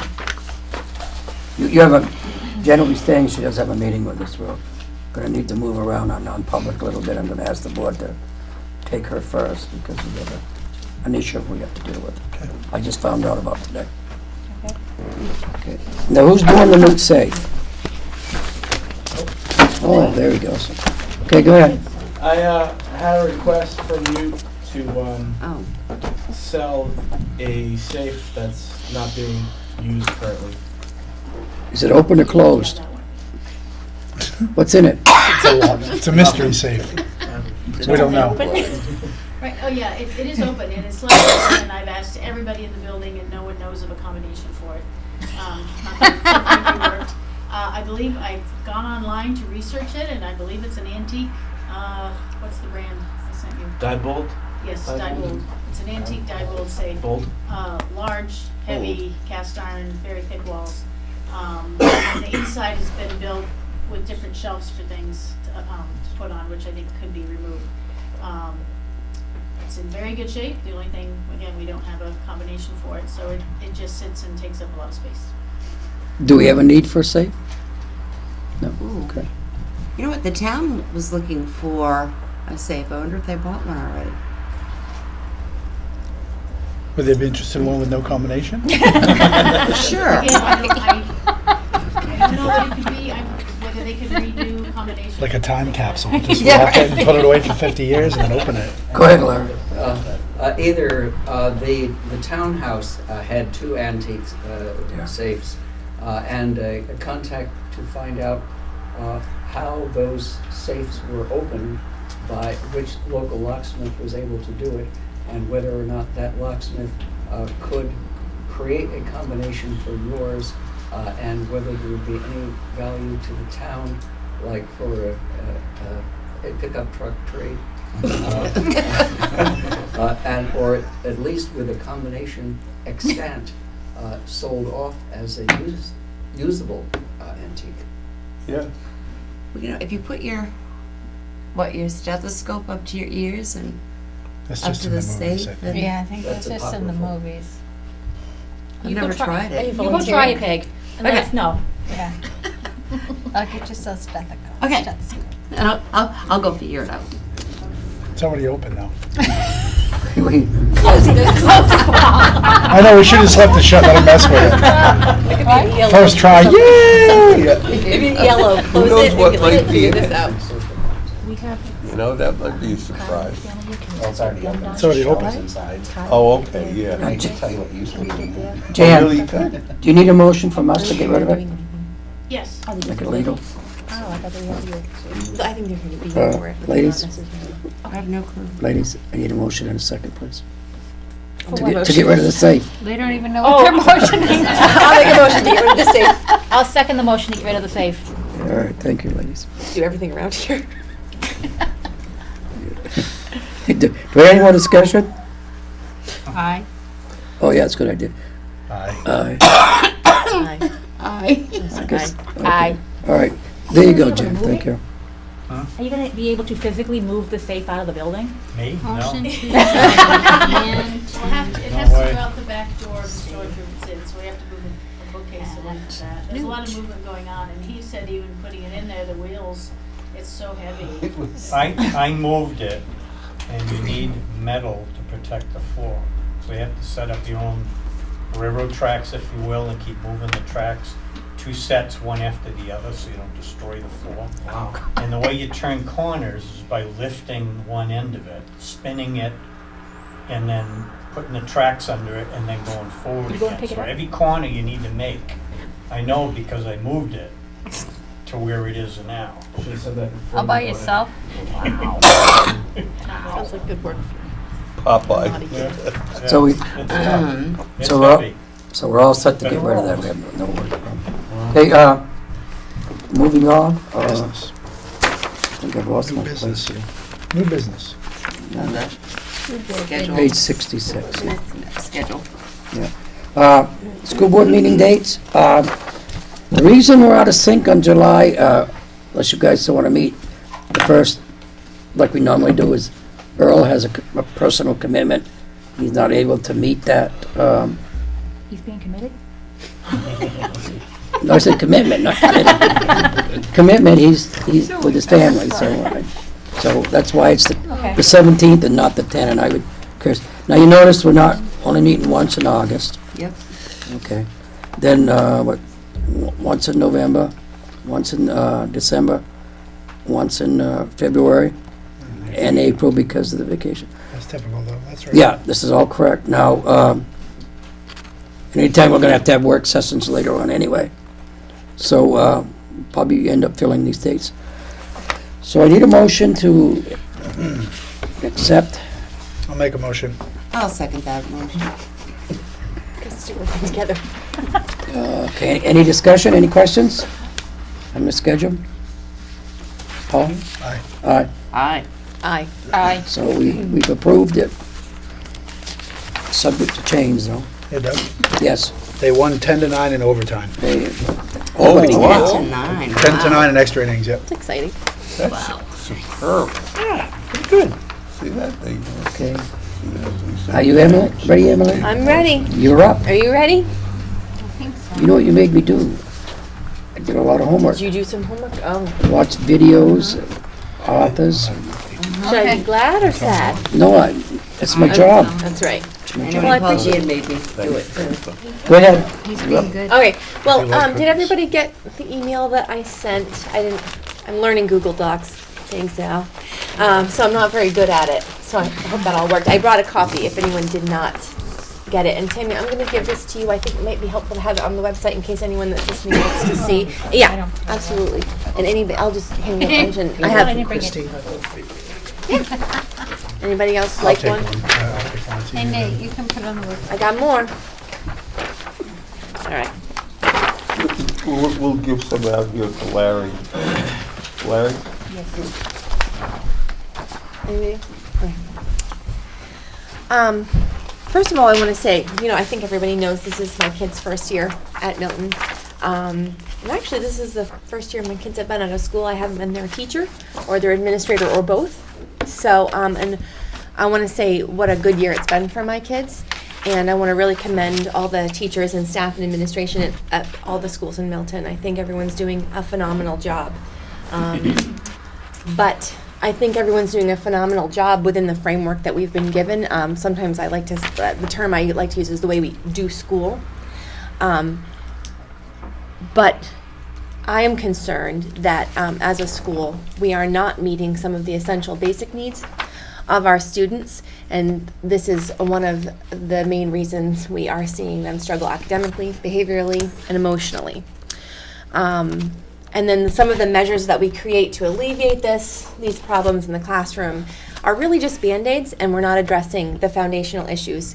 And that we need to start taking a look at ourselves and addressing some of these issues. And I think it's a big job. I think it's a job for the school. I think it's a job for the community and parents all to work on together. And it's a long-term goal that's going to take some time and introspection. I think it's a responsibility that we have to do that. But it's not something that's going to change overnight. But I do think that there is sort of a first step that is relatively, all things relative, simple. And that is extending and destructuring outdoor free play. It's really a two-part thing, extending outdoor free play, recess, we call it. And I'm suggesting that we increase the outdoor free play to a solid hour. And I know that sounds like a lot of time, but it's not just a random number chosen out of the air. It's an important number. Studies show that children take about 30 to 40 minutes to set up a situation in which they can creatively play, and creative play is essential. And that's why we talk about outdoor free, unstructured outdoor free play. Simply extending recess does give our kids more time to move their muscles and have fresh air and do those things, but it doesn't provide for them the opportunity to engage in creative play, taking risks, problem solving, all these things that are really important for them to be doing for their development. And destructuring outdoor free time. So not just doing it maybe the way we've always done it. I've even heard, like, for some of the older kids, it would be hard for them to fill an hour the way that we do it now. Destructuring playtime means providing kids the right environment. So providing them with enough space to do things, and providing them with, like, loose parts is sort of a term. So planks and tires and things that sort of have an open-ended way to be used, where they can be creative, come up with how they want to use that, solve their own problems. And little adult intervention is a really important piece as well, because we want kids to be problem solvers, and we want them to solve their own problems. People that have done this have noticed a reduction in bullying, and the students have become better problem solvers, and the teachers see results in the classroom as well. Children are able to attend better, fidgeting is reduced, attention is better, and the way that kids go about solving problems is better because they've had the opportunity to do these things. They're not just sitting there waiting, just tell me what you want me to say. And I think we've all seen that in the classroom. Students are, just tell me what's the answer that you want me to give.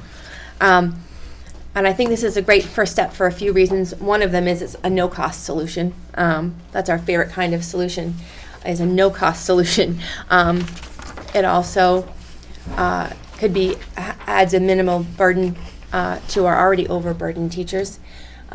Ideally, I would like to see it relieving some of the burden of our teachers, and I think that with the expertise of our teachers and staff and administration, we can come up with the ways to make that possible, to sort of solve for some of the roadblocks that will come up. And I think it will help support the teachers' goals in the classrooms, as well as OT, PT, special ed, things like that. Simple does not always equal easy. Certainly there are things that are going to come up, but I think the goal has to be sort of, the first question is what's right for the kids, and then all the other questions are sort of secondary. And I think if we sort of work together with a sort of mindset of yes, that we could really solve the problems that come up. And I think we would reap the benefits of that. this is not just sort of a random idea out of nowhere. This is something people have been talking about for years. It tends to be one of those conversations people have, and everyone agrees, and then we don't really do anything about it. And I would love to see Milton do something about it. I think that we can be ahead of the curve here. I think we can be an example for other schools of what to do. And I referenced in here for you some, there's a lot of books out there, but Angela Hanscom's Barefoot and Balance is a very accessible, sort of easy read, a lot of information in one place. And I've been part of a book club that includes community members, parents, teachers and staff from Milton, and it's really started something exciting. And we are going to have a group of people coming to the following board meeting to sort of share some more about what we've learned and to share some of the data. But I do have some things here for you from that book. She's citing her own research as well as other pieces of research, and also even some quotes from the American Academy of Pediatrics and the importance of unstructured free play. Anybody have any questions? I do. So I know you addressed a lot. So what is the proposal of, what do we do, number one, what do we offer now? 20 minutes. How many times a day? Well, Morning and there's a morning recess when kids get there. morning recess, but they can get dropped off. Right, so if they don't get dropped off, they don't get it. They don't get it. And I just No, they can come to the front. If they get dropped off. No, what I'm saying is if they get dropped off right before school no, starts, yeah, if you get then they dropped don't off have at it. 8:30, yeah. Then they have 1 20-minute after? Midday? Midday. So 1, okay. Yeah. Yeah. Okay, I'm just wondering. And although for scheduling, sometimes it can seem nice to have 2 times outside, it doesn't really accomplish the overall goal of giving kids time to be creative, take risks. So, and, I mean, obviously, Doug, sorry. No, go Part of me ahead. agrees with it as well, because, I mean, my other half are saying they should have, I mean, back, when I was in high school, when we played with rocks and sticks, we had recess up through 7th grade, we had recess. And here I know after 5th grade, you're done. I don't know how with the academic program we could have it an hour, because they'd end up having to go to school longer over the course of the day to fit their academic requirements, but I wouldn't mind seeing it go extended to higher grades. But I mean, obviously, we had morning and afternoon recess when we were in elementary school. I don't know how other people did it, but yeah, I mean, 1 20-minute recess might be a little short, but I mean, I think it's hard for a 5th grader to go to the middle school in 6th grade and go from that to that and expect to just sit there for 7.5 hours a day and not have any free time. At that age, I think that I've always disagreed with that part of it, but I don't know how you're going to handle that by making it, Anyway. I do have one question. In the schedule, and I have a schedule, okay, where would you put it? That's not a question that I can answer by myself. I think everybody has to come together and sort of come with fresh eyes and a new perspective and say, does it have to be right before lunch? Does it have to be right after lunch? There's too many moving parts to answer that without having all of it in front of us. So I figure, am I wrong or correct? The kids are in class for in school 6.5 hours? Okay. Yes.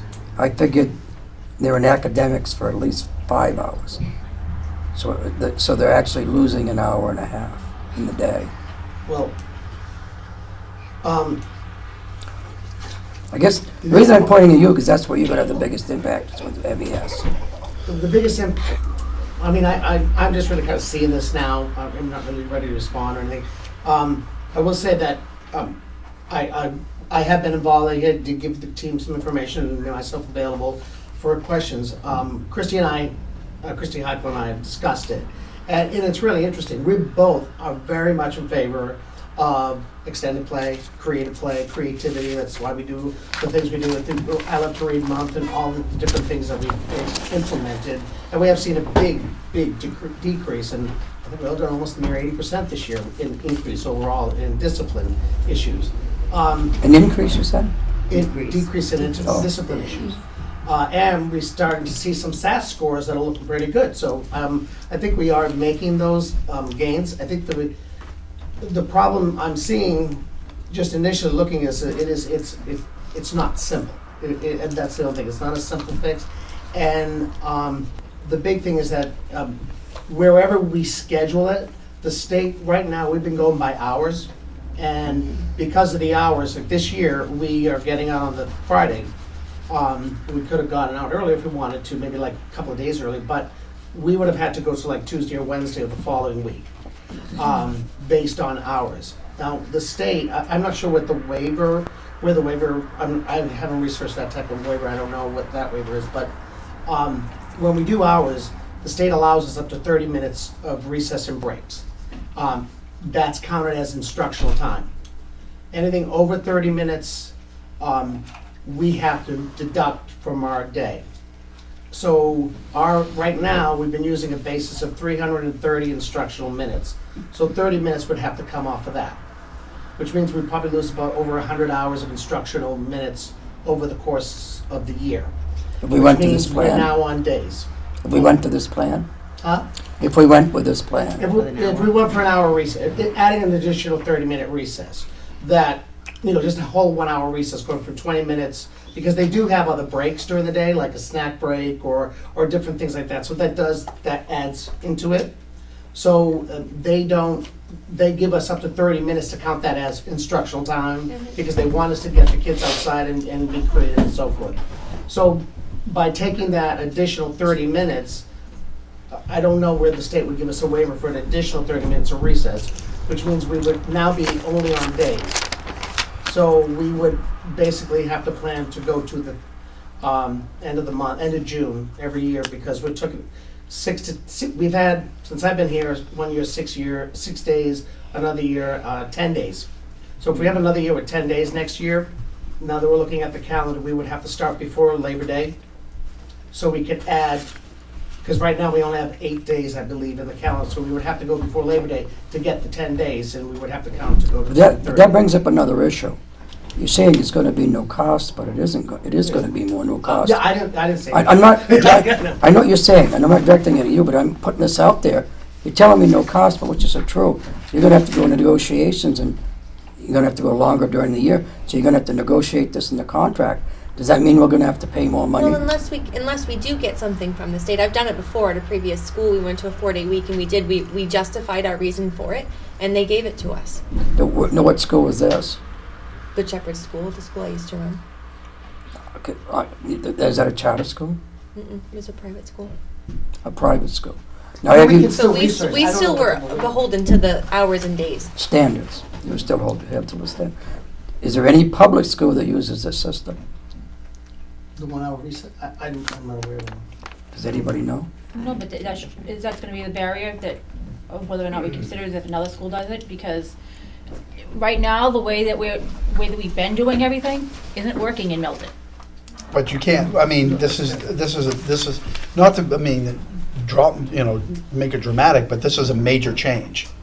And based on what John was saying, we'd have to extend the school year by at least a week to make up for this, to make the educational record. That's what I brought up when we first talked about this. You have to extend your year to do that. So we have to keep all that in mind. Whatever's not working, we have to come up with a way to make it work, but not go off the deep end as go into school in the first week of July just to make our ends meet with 7 or 8, 9, 10 snow days on top of that. If it was a southern school, it'd probably be a lot easier to incorporate this kind of thing, so we're not going to have 10 days on top. I mean, look how much we had just last year. We had one in the beginning of April, for God's sakes. We had a snow day. It's like, okay, this is silly, So that's the part of trying to incorporate this in with everything else we have to face, weather-wise and otherwise. Staffing the recess we're looking at, Mrs. Heckler hasn't really looked at it. She does the duty schedule, but we are close to where the contract, and we would have to probably negotiate more duty time within the schedule. So I don't know what that's going to cost. And I'm not opposed to this at all. And neither am I. I don't want to say I am. So I don't want to, because I'm just seeing this. But Mrs. Heckler, we're aware of what's going on, so we did talk about it. And it was really funny. It was counterpoint. She came from some different perspectives as far as physical. She was a physical education teacher. I came from more the academic and the traditional, but we both agree. We love extended recess. We could look at ways of implementing more breaks. But there were some parts we disagreed, some parts we agreed on. But where we both were very firm in is that the hour is going to be tough. That we don't agree with the hour. Not based on any research. We just but she has done research on it. She thinks the hour would be tough because we don't have the space also for deconstructed playtime. We have a lot of equipment, and the rules that we got rid of. Not that we got rid of them. I never said throw out the rules. We do have, their rules are online. There was done before, but the rules that they had, they were like, you can't hang from your legs from the monkey bars. So they have to, just do it by holding their hands. And one of the rules in there was, you have to keep one hand on a monkey bar at all times. Well, okay, yeah. If I don't, I'm not on the monkey bars. So those are the type of rules that we no, you can't do that. You don't have to count to 50. Like they said, if you're waiting to get on the swing, you go front and back. That's one. So the kid has to go 2. So they have to count to 50 before they can get their next turn. So there's no fight. So those are the things we got rid of. But however, these are equipment that do have some sort of standards of how they should be used. Like we don't want the kids going up the tube slide when kids are coming down the tube slide. Okay, I don't think we need to go there on that issue right now. But I think any question that's being asked at this table, I think is legitimate and should be answered. Okay? I don't care how critical you are of the question, because I think it's an honest question. My mind is open to a lot of things. I did a lot of research on this issue. And what I did pick up, I went to this lady, and this lady is not a teacher. Is that not true? She's an occupational therapist. Yeah, and that was I didn't know that. Okay, and then I listened to a presentation that was made in Portsmouth, New Hampshire. And they said we're going to allow the kids to climb trees. These are all kinds of questions I have. Now, as a person, I look at everything very carefully, and if people are offended by this, I feel sorry for them. I really do. I don't think everybody's offended by it at all. But I think you're just trying to get the system to work I want to in the know where school, it's in the working, state regulations. where it's being done in the state. I'd like to see an example where I can sit down and see it. So if we can incorporate this and have it work in the course of a school year, where we're not going to school from the end of August to the beginning of July, I'm all for it. Yeah. But we have to take it step by step and make sure that everything's still in compliance as we do it. I wish we could start tomorrow having recess in 6th grade. I really do. Right. Because 6th graders should have I'm it. not against it. But we don't, because it's a separate building with no outdoor activities. And if we're going to extend the school year for the elementary school to make this work, the high school is going to have a different school schedule. So there's a lot to it that obviously we're just scratching the surface. But it isn't. We got to remember, there's not going to be zero cost for this. Okay. Melissa had her hand up first. Oh, I'm sorry. First of all, I don't know how any of us survived our own childhood, because we did hang upside down, we did play with lawn darts. I don't know how we survived with all these rules. But the fact is, if you look at our generation and you look at the generation now, how much time is wasted because the kids are fidgeting because they're not calming down? It's a big difference now. And I don't know if we can do a whole hour. It would be wonderful. I don't know if we could actually do the free play, because who knows how much free play we could do, but I think the idea of it is really good. But I just know that we need to take some proactive approaches here and try to get our students so that we can't improve something without making some changes, because following the cookie cutter has not worked. And we hear it during budget season every year about how horrible Milton is. Well, we're trying to do something with minimal impact on money to improve our students and to improve the way they learn. So I think by opening it up and finding out more information, and no, it's not being overcritical. We have to ask all these questions, and we have to know every part of it. I think that the initial thing is that in 2 weeks, we're going to get the presentation from the group. Some of the group is here now. This is somewhere. Okay. So that being said, not to go off of it, I know Larry handed out some of our Spring Valley. We went to the same school, not quite at the same time. I'm a lot older than Larry, so I know. So the point being is, just a quick reflection, at least the school I went to, I could remember at a very young age having an extended amount of time. And we went out to eat. We were young when we went out to eat.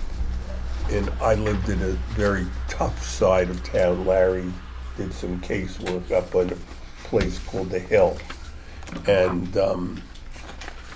it was an interesting place. But many of the students that were in that school were very rich, and they lived on the good side of town, and they commuted to New York City. So the social emotional piece, I know that I had to be the conduit between the kids that I lived around and the rich kids, but I won't even go there what transpired. But the point being, a lot was learned during that time. You know, I reflect back and I could see each of those groups learn from each other during that extensive period of time. And it was a time when they would not have necessarily connected and their social, emotional development grew because they learned how to cope with other people. So I just wanted to reflect, Larry, on our old days, you know. Okay, thank you. So we all set? Peg? Now, rather than, I mean, I know the town or the state allows us to do hours to fulfill what the kids need to have for hours of the year. But extending the day rather than the year might be a possibility. Well, I know. I mean, going later than 3 o'clock. Or Yeah. starting earlier than 8:30. Yeah, That's well, an impact. That would be an impact. I mean, that's a financial impact, because I'm sure. That was the only thing would be buses, but I Well- went through school for me, it was 8 I mean, to that 3. might you're be- increasing the day, but I mean, I'm not gonna go there. you're not gonna go there. It's an but- option, it's something to look at. No, what I'm saying, John, is right now the contract has them 60 minutes, like maybe 30 minutes before and 30 minutes after the student day. So 15 minutes before and then extend at the end of the day and say, okay, you have to stay as a teacher 15 minutes after the kids leave, and you got a half hour where it does not violate the contract. It would be a change in working conditions, you'd have to negotiate it. I Good. just wanna make- Oh, want everyone yeah, to know I know, that, but I mean, you know, it's the same amount of time. We're definitely not opposed to anything, looking at this and increasing recess or adding more physical movement breaks or different types of things. We really want to be open to this. Any kind of reform that we've done so far at MES, we've taken at least a year to do it, and we involved parents and getting feedback from teachers and staff like that. So I'm very much open to this. I'm very much open to looking at this. I want to take it slowly. I think that I just would like the board to recognize that when we want to make changes, that we need to be careful saying things like, you know, what we're doing now isn't working, because that seems like, you know, that this is going to be the magic bullet, it's going to change something. I can show lots of evidence of how bullying has decreased and how discipline has gotten better and how scores have gone up.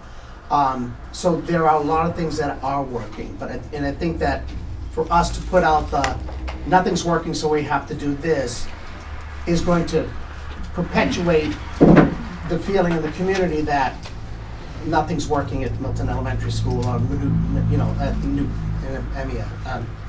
SAU 64. And I believe there are a lot of good things happening, and this is in addition to, this is just everything we can do to make our children better and better learners. We were open to it. Thank you. Anybody else? We're not going to solve it tonight, so I'm asking we move on, please. Yes. Okay. All right. Okay, moving on. Melissa, you're next.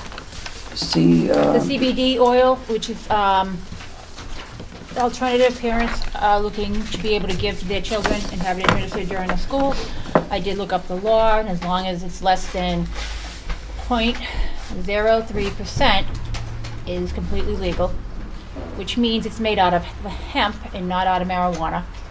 It does not give the children the high. So under state law, parents are allowed to give this to their children.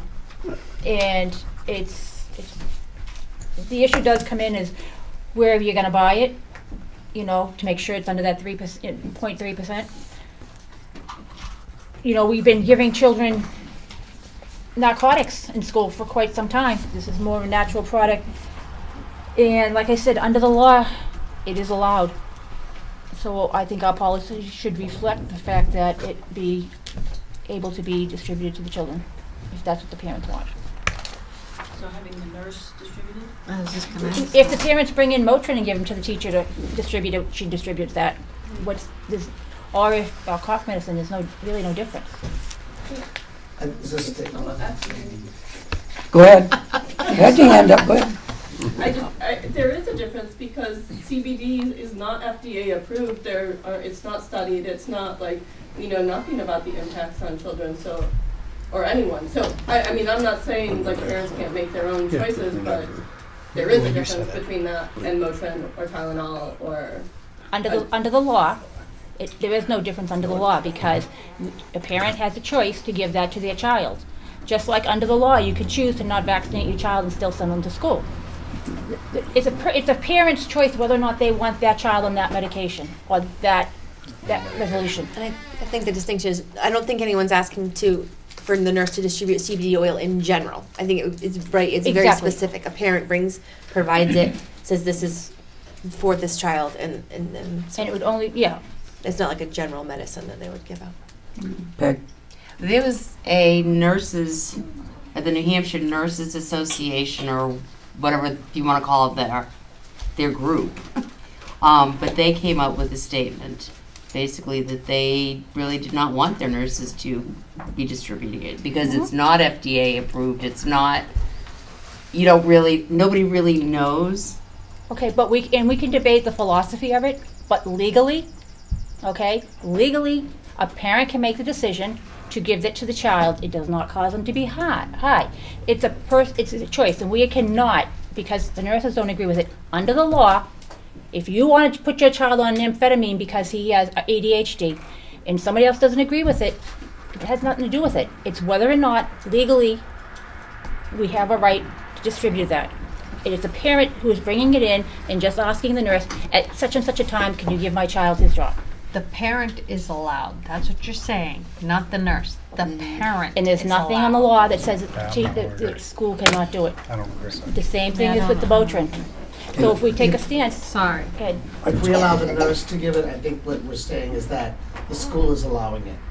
That we Yeah, are allowing not the it. So there's a parent. difference between, we never want to get involved with what parents want to do. I think that one of the things that my nurse said to me was that if the district came up with a policy that would allow parents to come in and give it to their children Okay. during the day, I think that's what one of the recommendations that was made, that we have Okay. a Then policy. if that's the case, then the recommendation should be that no amphetamine should be given out during the day as well.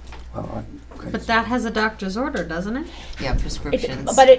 A parent has a right to give a child a Motrin during the day. That's not a- It's a parent's, crossing what I'm the saying line. is, Wait a a minute. parent's choice that under the law. Wait a minute. That's not a methamphetamine or whatever you say. Okay, go ahead. Calmly, please.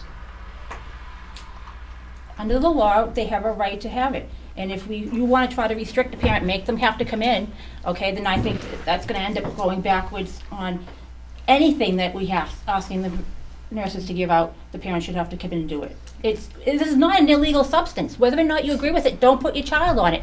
It's under the law. I'm looking at it under the law. Whether or not I would give my child is not the issue. The issue is the law. The law states that a parent has the right and has the right to have their child take it. Okay. So putting our personal opinions in it is ridiculous. Okay, that's good. John, you have something to say? I just said, it was just, that we have to come up, we have to decide what we're gonna do as a school.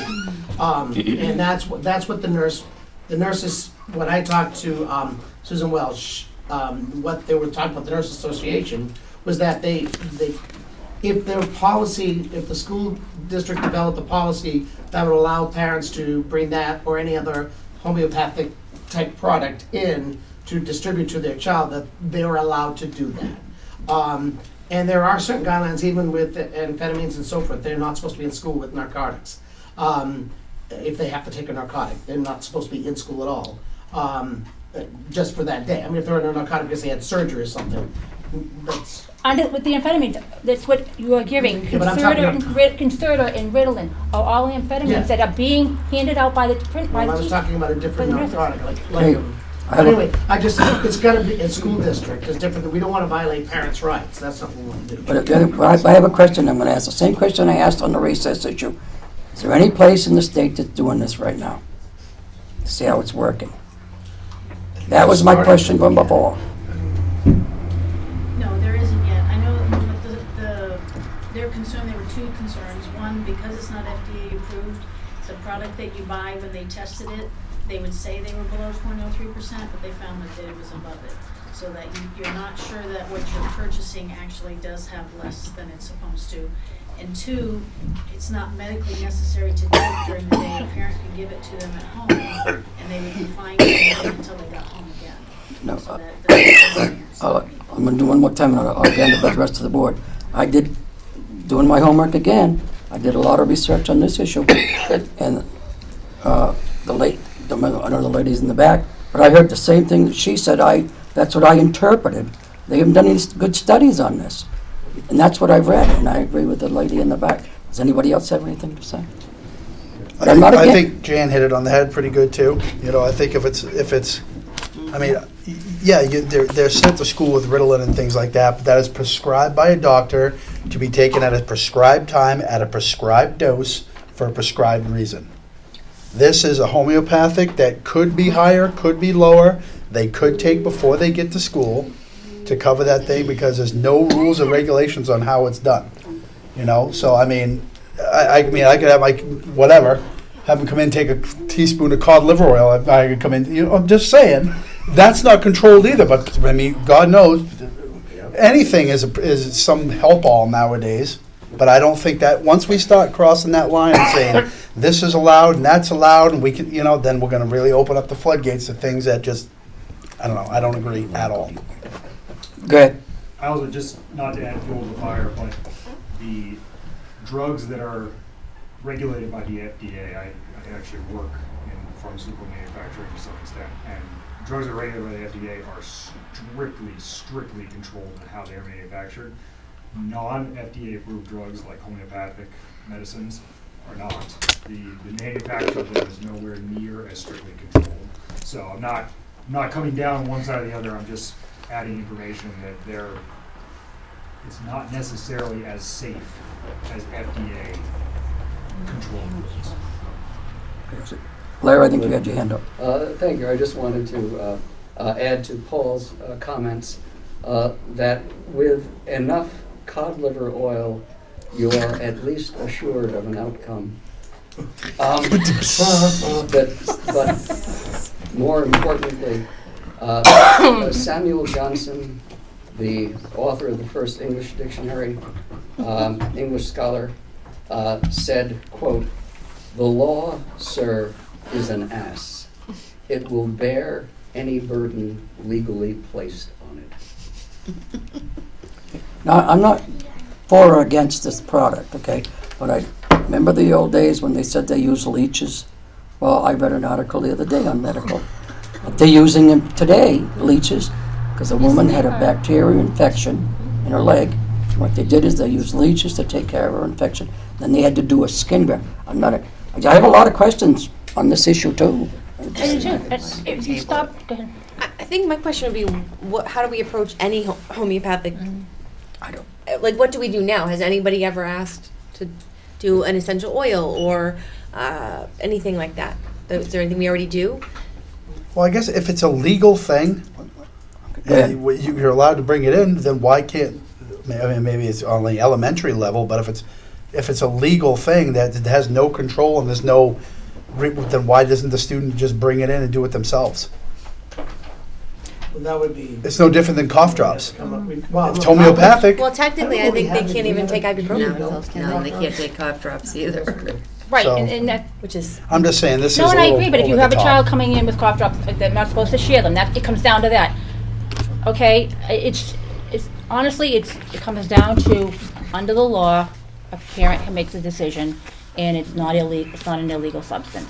Whether a parent chooses to do it or not is a parent's choice. okay? We don't have a right to interfere with them. Under the law, it says that they can do this. In the morning, before they come to school, how about that? Then, no, I strongly disagree. Well, see- I strongly disagree because that's not what the law says. Go ahead, Lemon. I hear you. I think that, that's valid for, because these things are used for all variants of things. So if maybe you take a morning dose or a nightly dose or something, I guess for me it would be hard if a parent said, look, my kid has, seizures, Anxiety. headaches, whatever, and this is what works for them. I would have a hard time telling that parent, well, I'm sorry, your kid just has to suffer because we don't agree with CBD oil. And I don't take That's what I'm CBD saying, we oil. don't I'm just have to thinking agree it with through, it. like, Listen, look at how many, we are giving amphetamines to 6-year-old children to control ADHD. Look at how out of control the FDA drugs are, okay? Whatever your issue is with that, that's fine. This is something natural. This is something that the law allows a parent to make a decision. A parent to make a decision about their child. As a parent, you make the decision whether or not you want to vaccinate, and you make the decision if you want to give your child an amphetamine. So what if it comes in over the amount? Over the legal? But then it's the parent's responsibility. No, it's not. Then it's our fault. It's not our fault. The parents bring it in and give it to the nurse's office. All right. Okay, I'm all done. Okay, John. No. That's it. That's it. I haven't heard this brought up at a board meeting before. I know I've talked to my nurse about it. I know there was some talk about it. But I'm not sure, I mean, the information that we know that parents can give it, it's illegal. I think we need to bring it back to the administration to look at what kind of policies we want to do to present. I mean, I don't know if you're looking for, right now, if you're looking for a vote to say yay or nay, I know Jen. No, we don't have a not- policy to even do that right now. Well, see, but that's what I'm not sure, because Jen and I know we have never even discussed how, even with our nurses bringing them in, how we would handle this in our handbooks, in our school, in the nurses, and, we don't have any policy. It's really, and like I said, we don't want to restrict parents' rights. Well, that's what you're doing. So parents in Milton, you don't have a right to No, make a decision. that's wrong. No, come on You're now. over the line now. Okay. That's wrong. I'm approaching this with an open mind, and I don't have all the answers. Okay, and I think that's the rest of the board. I think it's wrong to put someone else down because they don't agree with your. This is a heated discussion. And it's good to have heated discussions. That means you're passionate. And I'm passionate, and you're all passionate. Okay, I don't know what does the board want this to go? It's not up to me. It's up to the board. I'm all done with it right now. I think more research needs to be done, quite honestly. Okay, well, who's gonna do the I think it's probably not CBD specific. I mean, because there's always going to be something new. So, Homeopathics. right, we probably have to sort of, See, I learned something tonight, and I didn't know it before, and then it's something I hadn't read that Jan brought up. I didn't know there was under 3%. Is that what? Am I right? I think it's Point 0.3. Okay, see, I didn't know that. But I've been doing a lot of reading. Okay, go ahead. I'm sorry I interrupted you. I don't know the answer. So are we gonna? Move on. Who's gonna? Okay, move on. Okay, let's go on to something on the D. Something. How do I say this? It's happened that's nice. Let me read it. It's nice. We'll be arguing. What? I was going to be the most issue recess. Can we just accept the truck, Exciting. please, Doug? I want to read it. Please accept the truck. I am. You want to read it? You read it. All right. You read it out Dear loud. Milton School Board, Milton, New Hampshire Public Works Department would like to donate a 2006 Ford F-250 pickup with a plow to the Milton School District Maintenance Department. I believe this pickup truck will provide time for the school board to prepare a plan in acquiring a new truck. Please accept this gift in the spirit of teamwork. Best regards, Pat Smith, Public Works Director. So we don't have to accept it because it's under a certain amount. That means that the superintendent can do it or is the designee. So we all set? There's a typo in there. Oh, Peg, we knew that. We don't care, Peg. What? Excuse me, we are accepting it. We are not That's just the VIN number. accepting. Oh, yeah, it. please Oh, yeah. accept this and accept. I'm sorry. So, yeah. So when they see a Ford pickup truck plowing the school, We did not pay we for did it. not go out of our, go in behind the scenes and steal money from somewhere to buy a truck. It was donated from the town. Nor did we steal it. Is that what I write? What's that? Superintendent accepted. Well, he's got the authority to, we have a policy. Under 5, is it under 5? What was that figure? I thought it was 500. Was we have to do it? Yeah. Oh, Let's accept it. This is Make a all. motion to accept. I'll second it. All right, then I'm happy. Oh, No, wait a minute. the 2 Ps again? The 2 Yeah. Ps. Paul and Peg? Motion. Thank you for clarifying that, Nate. Then, okay. Any, and Bob said it's in better shape than what we got. Yes. That was a long pause, Bob. Well, ours won't pass inspection, Theirs will. pass Okay. this inspection. Still All gives right. us a little time, right? Okay. That's what the Melissa? purpose is. Aye. Aye. Aye. Aye. Aye. All right, okay. We've accepted it. And can we send a thank you to the town? Sure. Motion. I don't know how to make that a motion, we would Okay. just say thank you. No emotion? No, that's over. No, it isn't. We got more discussions here. Policy committee instructions. We already talked about No, that. we're not finished. Oh, okay. Shut him down. I guess that's it. Shut him down. I think our policy committee's at a disadvantage because we put them on the second meeting of the month, and what happens is we have vacations. And that's why that's why we get such a backlog, I think, is one of the biggest problems. So, We can flip-flop. well, what We've we done can that do, before. the policy committee has the right, because they're running the committee, they can meet as many times as they want, as long as they post it, take the minutes, and post it. So, we have a big backlog. Right now, you got the other 10 that we gotta take care of immediately. So, they have a lot of work to do. Coordinate with Tammy. I'm sorry? Wouldn't we have to coordinate with Tammy to take the minutes? Well, it's up to you. You guys can take the minutes. Your own minutes. I don't know if we could take them as succinctly as she does, but she gets them verbatim. That's I let you let. We'll work it out, like I said earlier. Somehow. I'll get a hold of you too, and we'll We'll catch him up. I can't do it during the day. I can do it because I work. We don't want you speeding from work. You know. Let me know. No, if we hold a Okay. public, to do it a public meeting, I would like you to take the minutes, because, like I said, you do them verbatim, so that there's no question about what went on during that meeting. Yeah. Yep, just- Or also too, What's the one we above it can now? have E. some. I'm sorry? We'll figure it out. discuss it. Budget That's committee it. information. Budget That's it. committee info? That was this. No, No, that was policy. No, but Oh, I Maybe we skipped. can I meet ahead of skipped. time and then I'm sorry. he crossed it after we off. go No, I over just the- wasn't sure what it was. That's all. I went the Do we wrong way. want to talk about Do it? you wanna What change is it it? then? Well, that's you. You can know it. It's a request for Oh. something. No. The requests we're getting from the budget committee comes to the whole board and it goes to them. Is that how it's done? I've been getting all sorts of requests from budget committee members. They wanted a person wanted underneath the expense report. We just have elementary teachers. How many teachers are there? No. Why not do, we've already been through this 1,000 know. times. I know we have. If they would like that information, they can come in and ask questions. Well, I also Already put gave that in the them. last minute. Yeah, I also gave them the book that Nate puts The together. one we that always has say, look everything. at the book during the budget Yeah. meetings? Yeah. The latest is, and I ran this one by poor Nathan the other day, is when we prepare the budget. Okay, we've got $1,000 or $1,200 budget.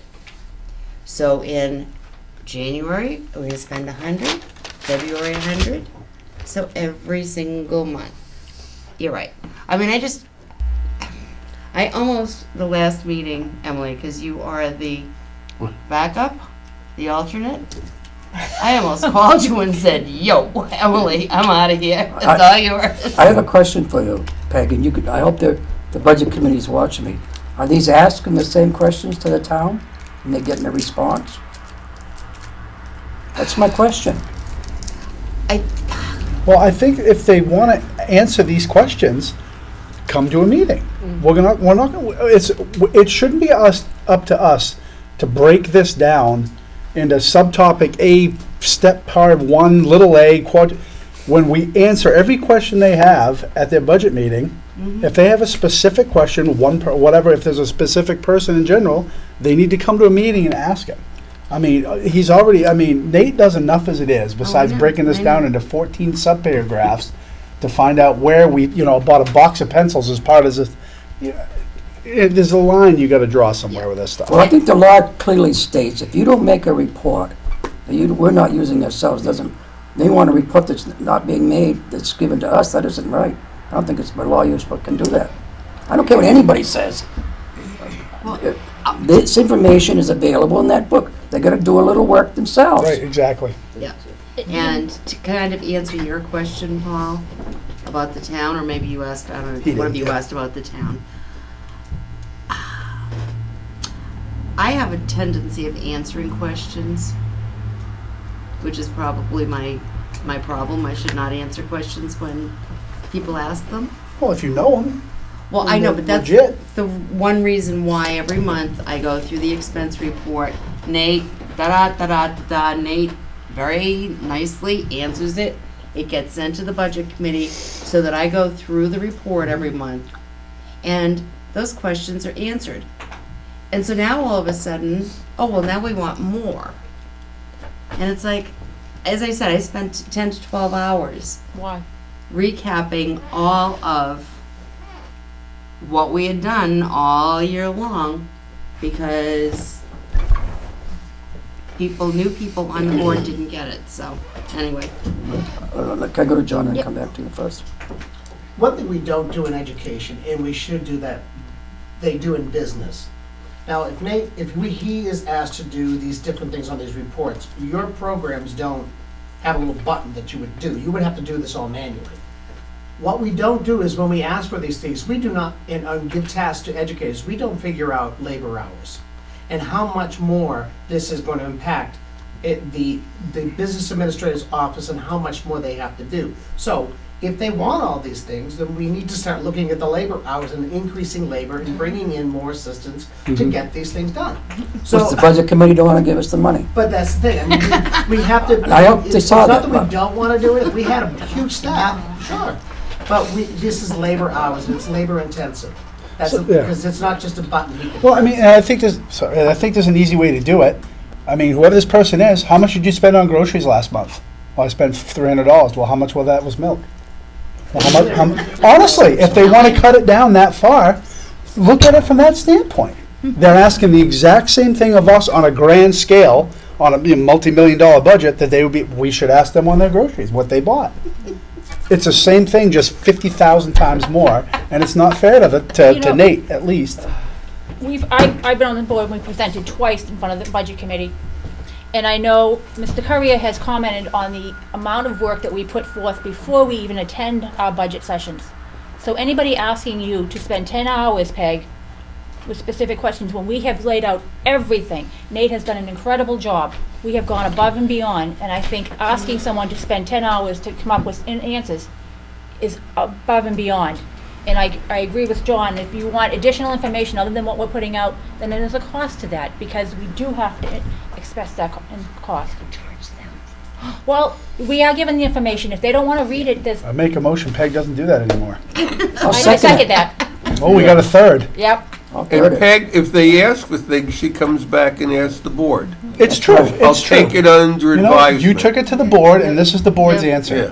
Everything they have has always been available to them if they look for it. It's not up to you to spend another Right. 2 days a week messing with this stuff when they can look it up themselves. Or I distinctly remember a couple of meetings when we started last year, we had a budget committee liaison that came. Did we not? Maybe one meeting? The guy with the hat. No, I thought it was, I thought we had someone come to a meeting once that was from the budget committee. And we were gonna send. We do have a representative. We were gonna send, we were gonna send a school board member to a budget committee meeting once in a while, Pegway.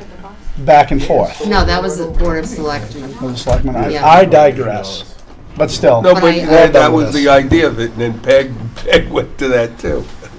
Yeah, my stuff going to that. Bob, you okay?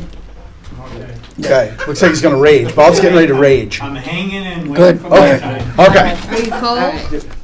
Does the board want any assessment from the living memory of the tribe for the budget committee? Yeah, go ahead. On this? The problem is that municipal government and municipal entities are not businesses. They are covered by the provisions of 91A.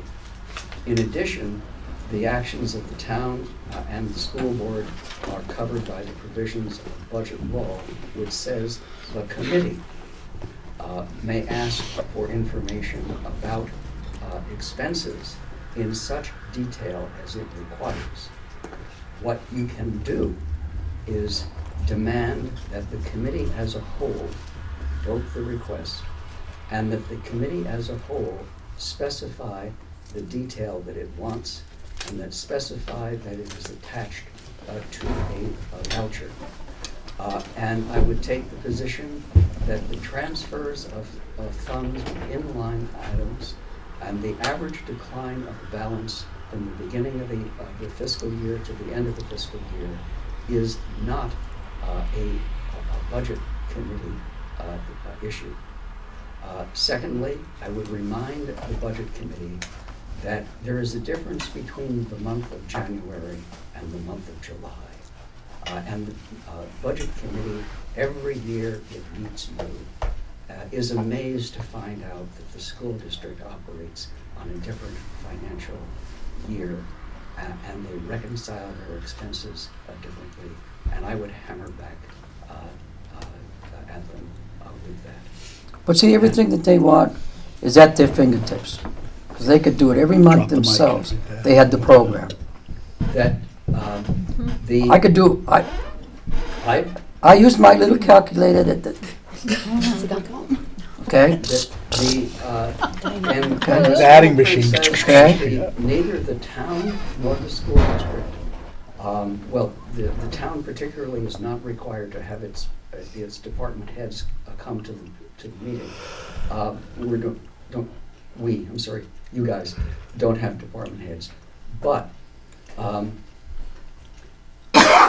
you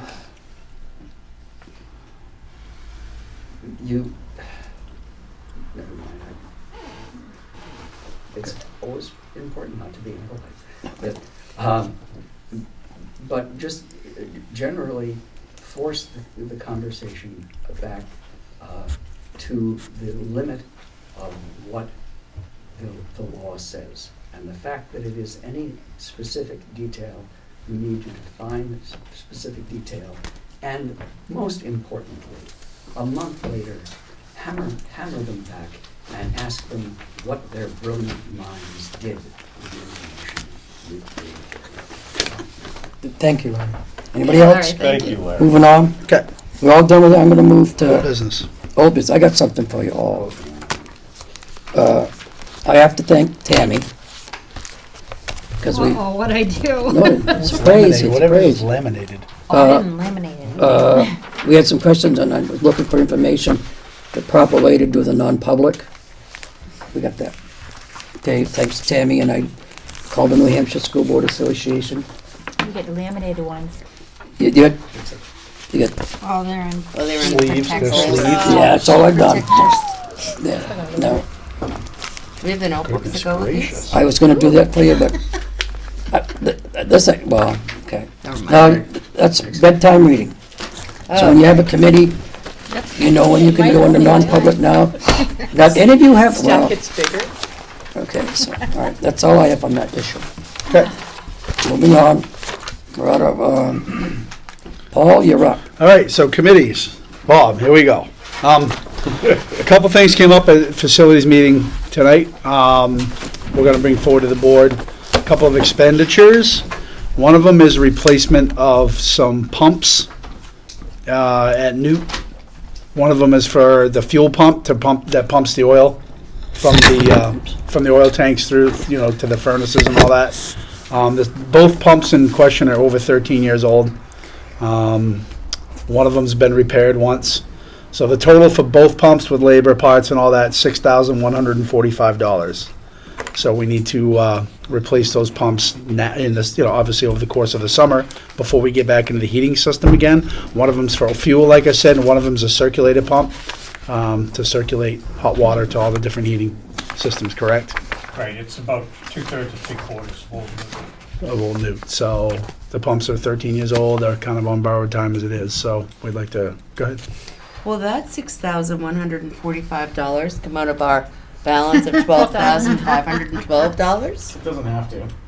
It can come out of the operating budget. Oh, okay, take it out of the operating. Well, budget. that's gonna bring our operating budget down by $6,145. Yep. Exactly. That's what would happen if we took it out of there. People, we have unforeseen things that happen during the year. We have no control over it.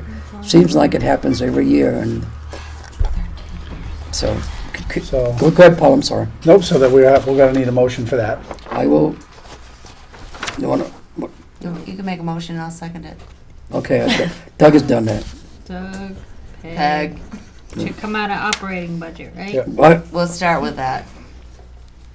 We'll see what happens. Oh, but why are we just making a motion to just accept to do that work? And then. Yeah, but where's it coming from? Yeah, we Oh, we we just, have the, to make the facility's just bringing it forward to the regular board now, to actually make the motions to get it going. So, Job done. Okay, do you have anything else? not on that part. We have to vote on that. We have to one. do the ayes, right? On that? Ayes. Yep. Go ahead. Aye. Aye. Aye. And then the other one, we've had a couple of talks about the entrance doors. Remember we talked about, what? That can come on public though. Yes, Oh, Okay. yeah, because that's. That was the other thing we'll Terrace. discuss later. Yep. there. Okay, that's all I have for public. Yep, gotcha. I have nothing to say. What? I did do one thing, and I'll look at her. What? I know. these are a couple of books that I read on education. Found them really, really helpful. This, matter of fact, dealt with Finland, Brazil, South Korea. This was Michelle Reed, excellent. She should have been the one in charge of the DOE. This is easy reading. Okay. No, yeah. Yeah. Chimney's being done soon, right? The Uh, chimney repair? Yes, what is it? Are we talking about the chimney repair? Pushed back, right? Yeah, we're gonna do that when school is out, the last week of June. But will be done before September. Yes. Yes. I know, because we've been putting it off and putting it off. Yeah. Yeah, so that's another one too, so I think we're bringing that back.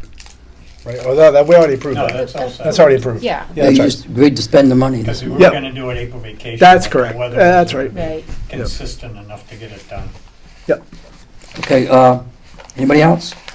Peg, you have anything for budget? No, I just spouted off earlier. Okay, policy committee, anything?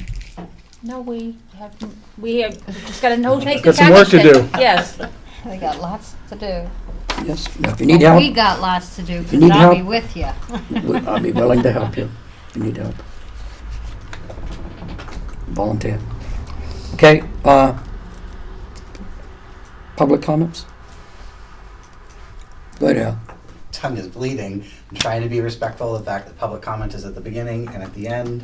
And I have 3 minutes, so if you want to. Well, could I be, I'm not, Yeah, you are. they don't want me to be a dictator, okay? So, Go ahead, Al. The rest of the word. I have a question about the hours and the days. Is that grade specific when we were talking about extending recess? So just maybe, and these are things, Elementary whether it was grade specific for a certain part of elementary, all of elementary, or Can I- elementary, middle, and high. can I ask you a question? Yeah. Are you coming in with that committee? The book reading, Yeah, on this issue? yes. Well, I don't have an answer, and I don't know if anybody else has an answer. No, I'm not. No, that was something I came up with during the meeting. Okay, It was just all like, because the discussion of the hours and days, so I didn't know. That's just something I'm bringing to light. On the homeopathic CBD, I was confused by the whole conversation. Was the idea to put a policy into place, or was the idea to adopt a policy or amend a policy? I guess that was really confusing for me as public sitting through, because I don't think there was an actual direction of, is this just a topic we're bringing up, or is this something that we're looking to do? So I guess I was confused on that. Well, I wouldn't. And No, then go with ahead. the law, does the law specify who administers the homeopathic, or does it just specify that it can be done? And I think that was it for my questions out of the stuff that was discussed tonight, or just stuff to bring up. Okay, thank you. That it? Anybody else? Could I just answer? I sent with Courtney a copy of this form Okay. So that gives you all the explanation. Perfect. If she still has it, I can email you one if you want. This is online too. So Okay. this is the form, it's different, came through high school, but there are different parameters for elementary. Like there's no recess allowance, I believe, up from middle school on. Yeah, advisory. When we file it with the state, there's different regs for K-6 in middle high school, and even there's different regs for students in their last year, right?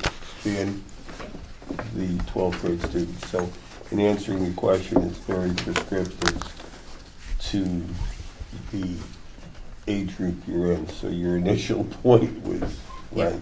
Yeah, because it made me think of, like, kindergarten. When I went to kindergarten, I had a half-day kindergarten, and now we offer a full-day kindergarten. So it just seems like there might be wiggle room in some, but not others. So that's something I'm definitely going to look more into before the next meeting. Can you do me a favor? Sure. You're coming with that committee. Absolutely. Find me Voters didn't want me here, but I do. Well, no, sorry. Someday, I like it. you'll probably be up here, okay? So I would be curious to see where it's being used in a public school. So I could go down and possibly maybe talk to them or, okay?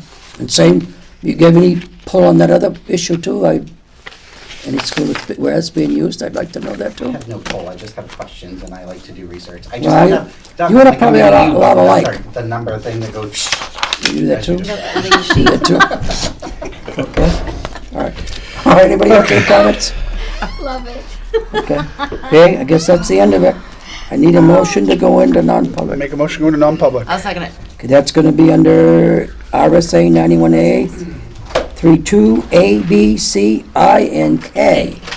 A, B, C, I and K. It should be all on your paper there. You're Now, new. who, Paul made it and who else, Peg? Yeah, the peas. Better get the, Last Nichols, right here. Look, One, Doug.